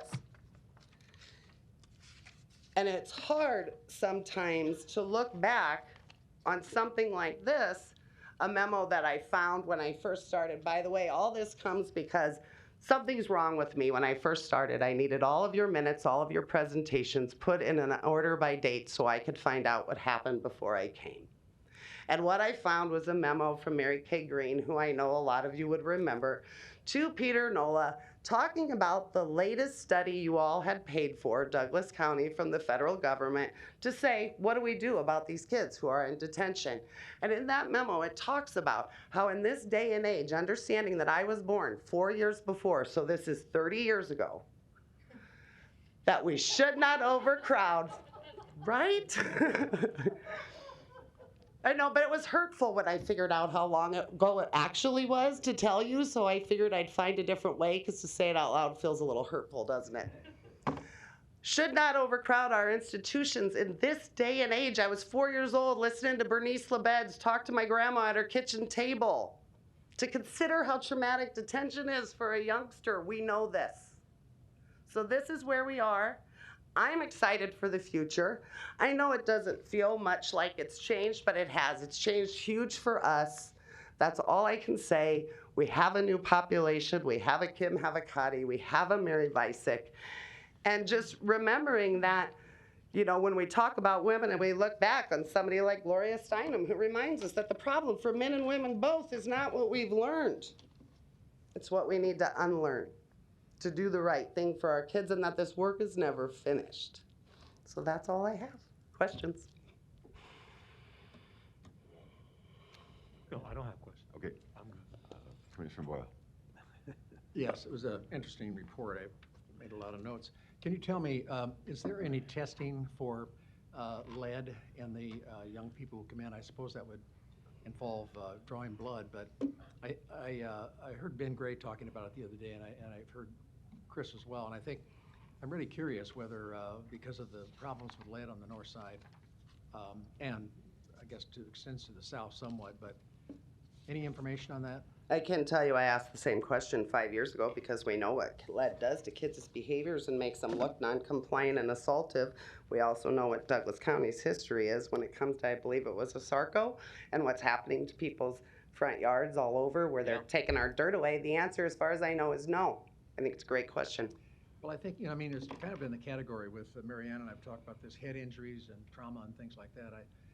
And of course, I'm I'm convinced that poverty crosses lines, but that's certainly, this number is still too large, and I really suspect that it's lead, and somehow, I don't know how in the world we address that, because I think lead is a lifelong problem, and it influences everything, and the school, the behavior, the whole deal. So anyway, I'd like to see us figure out a way to do that that's legal. Drawing blood is difficult, I suppose. I want to ask you, Nick Giuliano, who works for the Sherwood Foundation, is in the progress of, they bought some property which is north of the Walmart store on 56th and Ames. The best way to describe it is a Lutheran church and a Lutheran school, I believe. And anyway, it's quite a big site. I had talked to him, I had coffee, and he told me that they're going to be building residential units, 30 rooms that are private rooms up there on that site. And there's going to be a lot of construction, apparently. He's talking about he needs to talk to the neighbors so they don't get too freaked out about that it's a big, big deal. So who goes there? Well, I'll tell you, the facility's beautiful. Metro Area Youth Services, I've been there, and it's beautiful, and it's a great place to serve kids. I don't know the answer to that. The 25 kids that I'm showing you today, considering I'm not their case manager, and this is likely inappropriate, are not kids that, it depends on what that facility is going to be. I've heard two things. Is it a group home? If it's a group home, then that's not any kind of a medical placement. That's where kids go when we think they need some type of help with their behaviors, right? Is it a medical facility? And if so, will there be a doctor at the youth center that would say that's the treatment the child needs? So I don't think I'm the right person to answer, but I'm not necessarily looking for alternatives for these kids that are out of their home, if that helps. Okay, I guess the other thing too is that, you know, I don't know what St. Richard's originally was suggested as a psychiatric hospital for youth, and apparently that's not being done now. I don't know, we're all kind of I am anyway, sitting on the sidelines and watching these decisions made that affect our young people with, nobody's really communicating it very well that I know of. So I don't know, I mean, I don't know how all that fits in. It'd be nice to know. So if you ever come across something, let us know. I don't know what St. Richard's is, but I'm happy to that's write fine. it down. But I would say to caution, I understand the discussion about mental health issues, and I'm with you 100% on that. But I think too that putting kids places away from their parents and their family and their support, who also could use some assistance in that same place to figure out how we work better as a family, would work better for me. And then I wanted to ask you about on page 24, where there's no parent willing to pick up the child. What in the world do we do about that? I mean, do you have to, I can't imagine what kind of a signal that sends to the child, you know? Well, that's gone. We haven't seen that for years. Oh, that's It was a big problem when I first started. We saw that often, and it was something I didn't understand, knowing that it's a specific threat to a child's safety to leave them without a guardian. So we talked to our intake officers at probation, explained that to them. As a parent, I get it. I understand why your dad might say, no, let him stay. He needs to learn a lesson. I get that. In 1973, all of our parents said it. We actually probably would have said, don't call my dad. He's not going to come get me. Yeah. We know it's different now. Well, I mean, I think that's, you know, that kind of a situation is kind of not all that bad. I mean, my dad's not going to come get me. This, to me, is something like they're not wanted. I mean, this is, the dad's just not angry over what they did. The dad has no use for this child and wants to get rid of him. We don't have that problem. I don't know that I think any parent has no use for their child and wants to get rid of them, but I can say that under the best circumstances, which would be my life, parenting teenagers is difficult. Oh, yeah. And so sometimes out of frustration, you know, even on your best day, you can have it. That's fine. I thought it was a big deal. I misread that. No, it was a big deal that we would detain kids for that reason, because that's not a threat to community safety, that your dad is mad at you. It's a big deal that we don't do it anymore. Yeah. It was commonplace when I started. We saw that often. And through training, we just don't see it anymore. Well, I think the racial disparities are a continuing problem, obviously, and I think a lot lead and I think poverty and all those things have a lot to do with it. And I just, you know, I just think that, and we need to figure out what continuing problems there might be from lead that are leading to this. So, Okay. Thanks. All Good right. report. Great report. Very good. Further questions or comments? I have questions. Commissioner Kavanaugh. Thanks for this.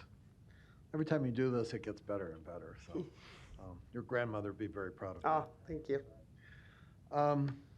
And you're right. I keep coming back to the same metrics because the needle doesn't seem to move no matter what we do. It's almost like, you know, with your fish finder, you're just finding different fish. It's, you know, there's a phrase that I'll paraphrase from 1984, the famous novel. Some fish are more equal than other fish, apparently. So on page 4, 88% of the kids detained are kids of color. Wow. On page 9, average daily population, this is kids. We're just talking kids, 77.9. Page 16, average length of stay, 45 and a half days. 45.7 actually. And then, you know, post LB 1112, which was supposed to be this great silver bullet to reduce the population, we got 8 kids doing a total of 201 days. At, as you pointed out, $300 a day. It's not cheap. You can send them to Brownell Talbot for that.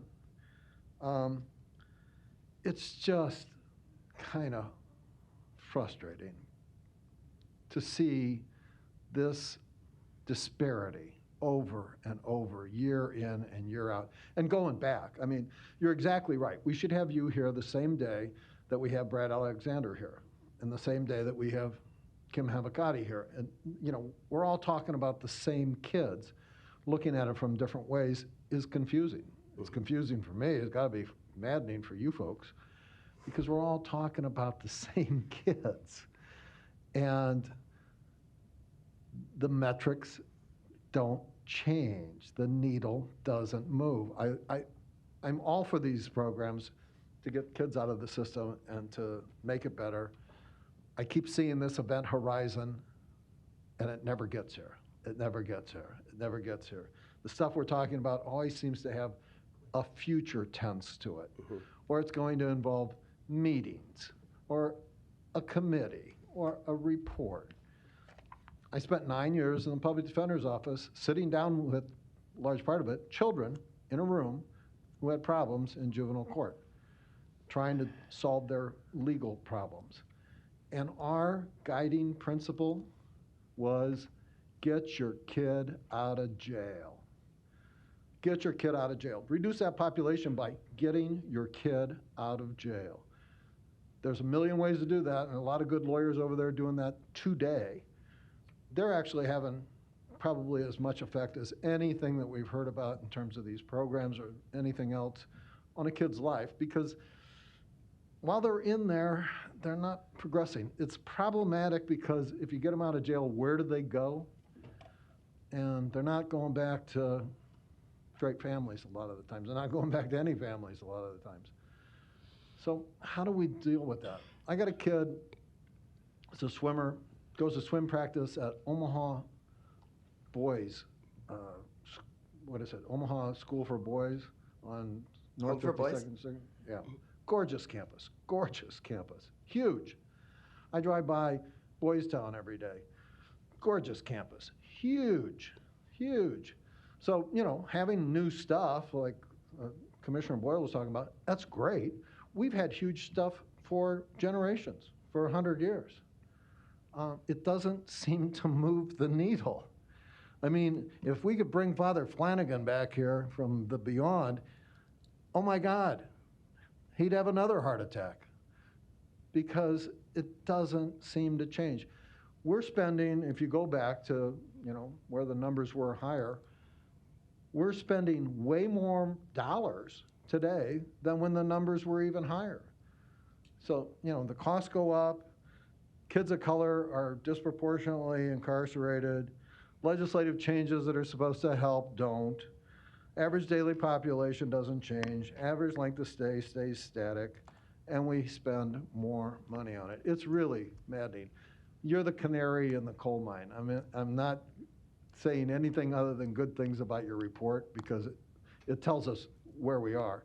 And if you were going to add one thing to a report going forward, and I know politically how tough this is, it would be after you have the conclusion page where you go change, have another page that says no change. Because these things are not changing.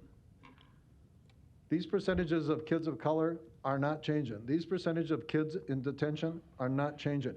We may change definitions, we may change categories.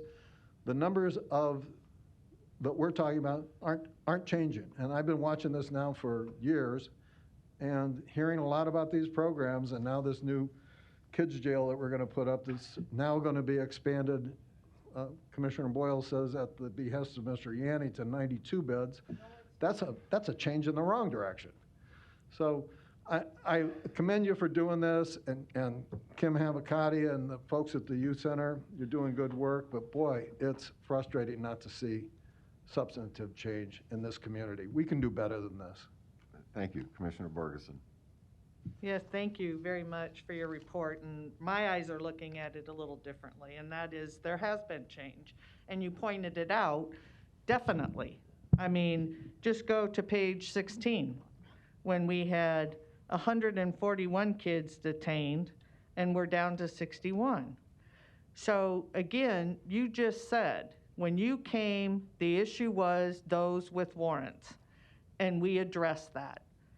And we still address it. I mean, it's not like we just toss it aside and it's done. We continue to work on it. But that right there shows you in black and white the progress. Are we done? Heavens no, we are not done. But we have made progress. You're now focusing on those that are charged as adults, because we see that number, and we need to understand what all that means and what is needed in terms of programming. Here's what the problem is, in my opinion. And yes, I've been on this soapbox for a very long time. And that is, for whatever reason, we like to focus on the negative. We do not want to talk about the positive. And so as soon as that changes, I will tell you, I have no doubt that things in general will change. If you look at, think about it, your news is all negative. Your papers, media is all negative. Your social media has become almost all negative. If we were to accentuate the positive, this conversation would shift for some, not all. Some want to focus on the negative and continue to focus on the negative.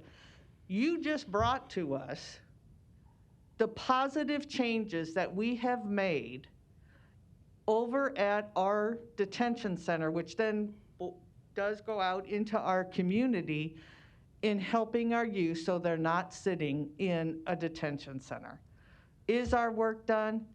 Heavens no. We still have work to do.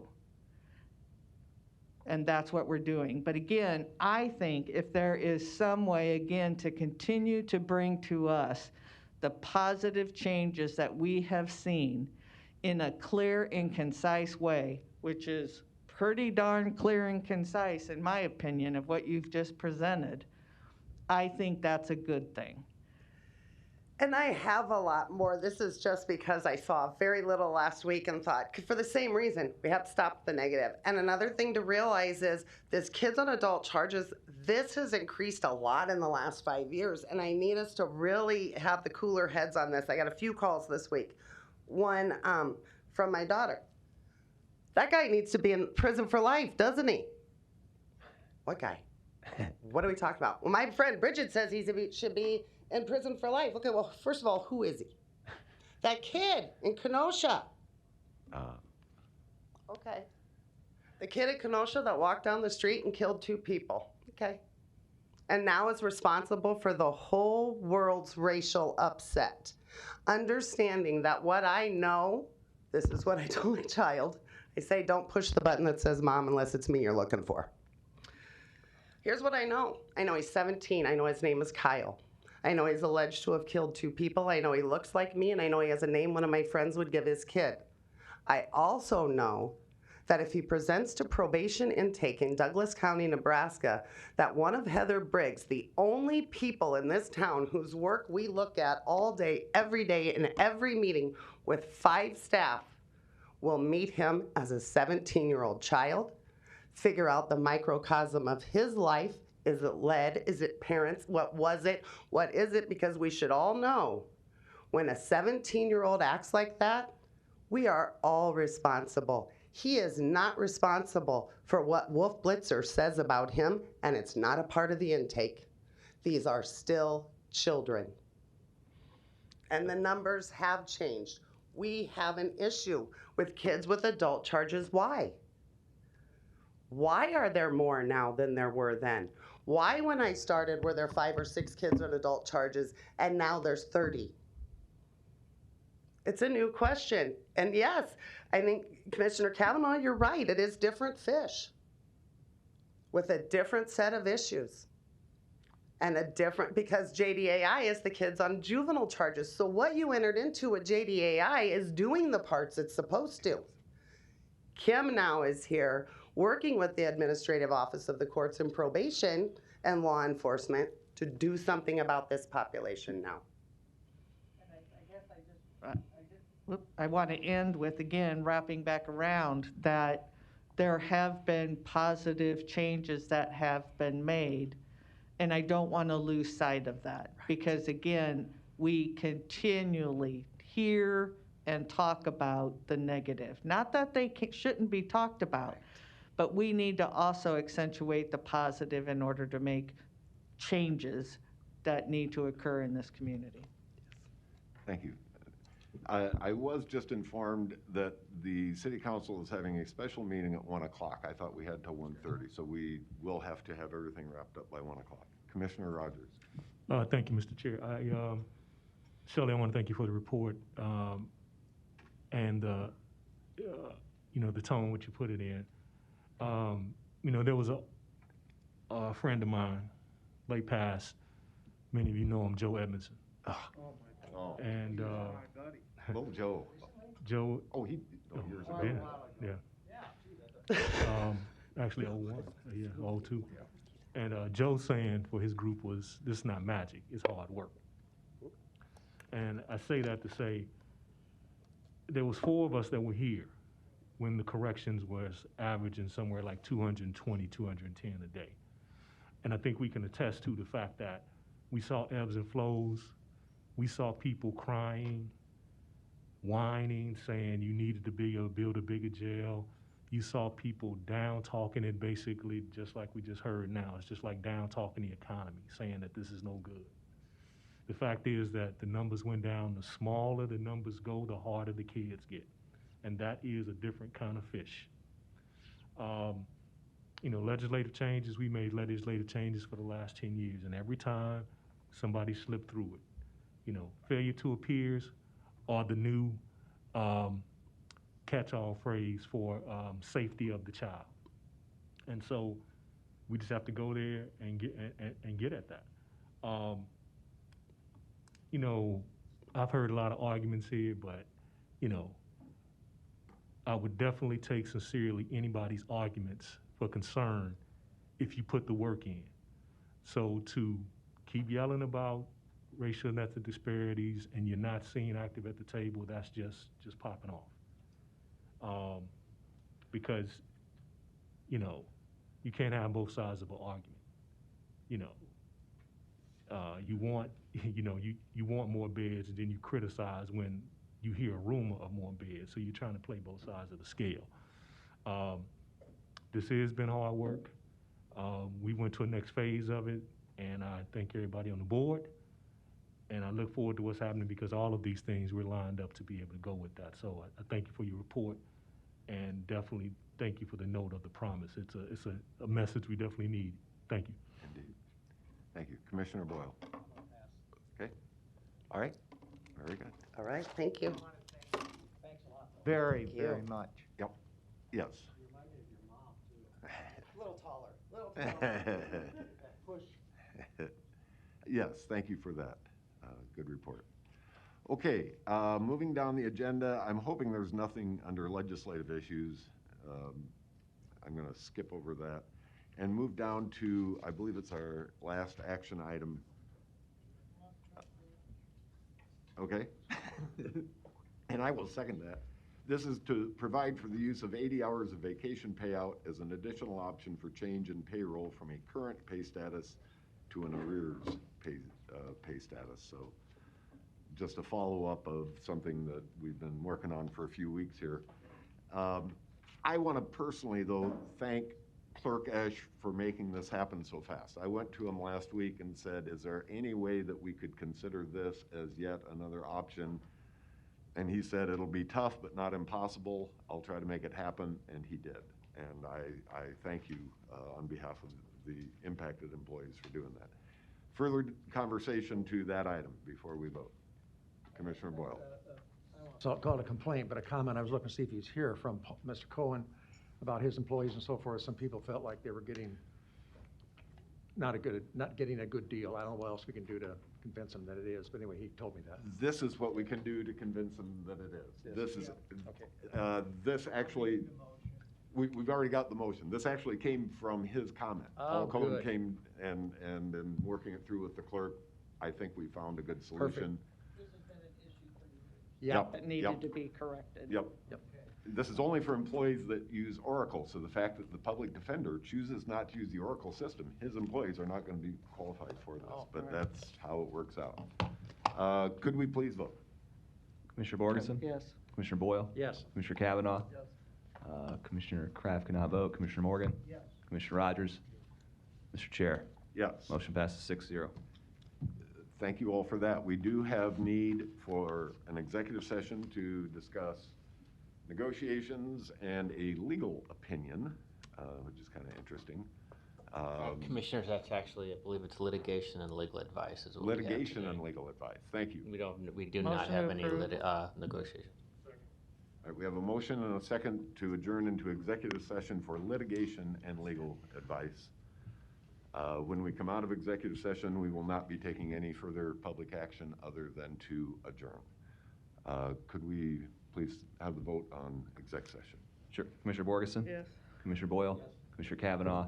Commissioner Kraft can't vote. Commissioner Morgan? Commissioner Rogers? Mr. Chair? Yes. Motion passes 6-0. Thank you.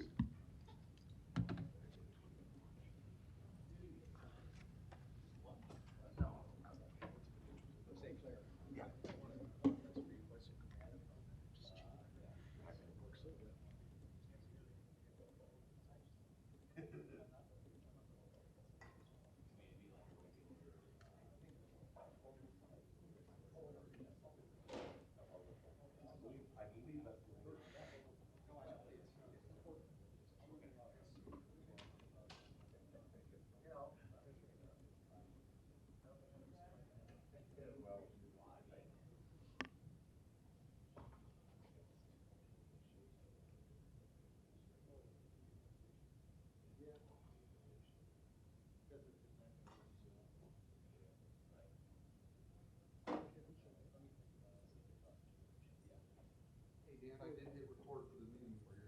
So it is recorded. I was like, oh, someone did it because I did. Yeah, I started recording.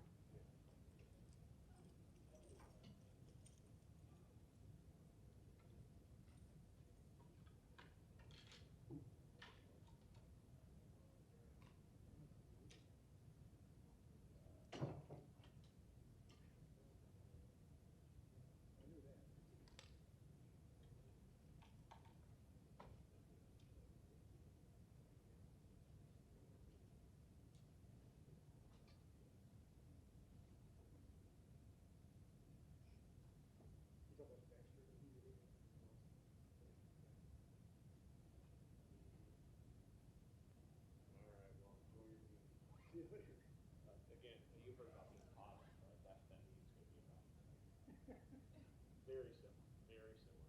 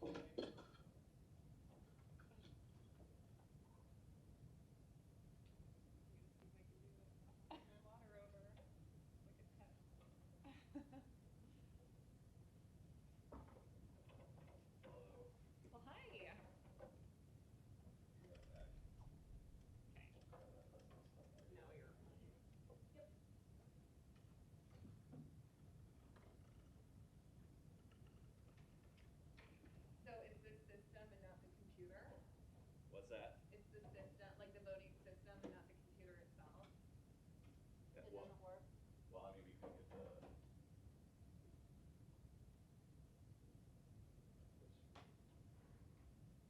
Tried that earlier. Did you restart the computer? Yeah. So I don't know. Okay. Chris, and then we are. Well, it's Chris, Vinny, Brinker, Amy down here, and we'll move on if you don't put them on the right spot. Yeah. Yeah.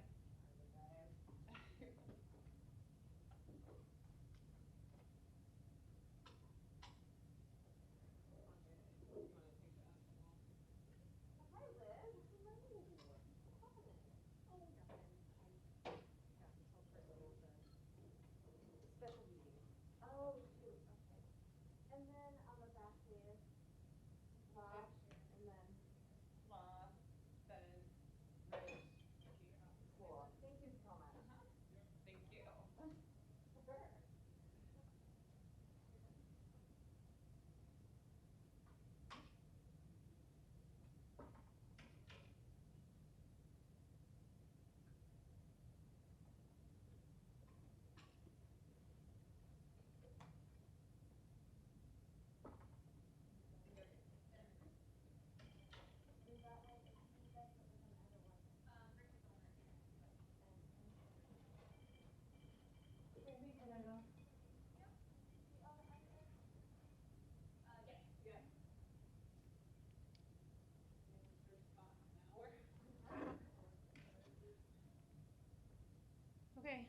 if I missed anything. I think we got it all.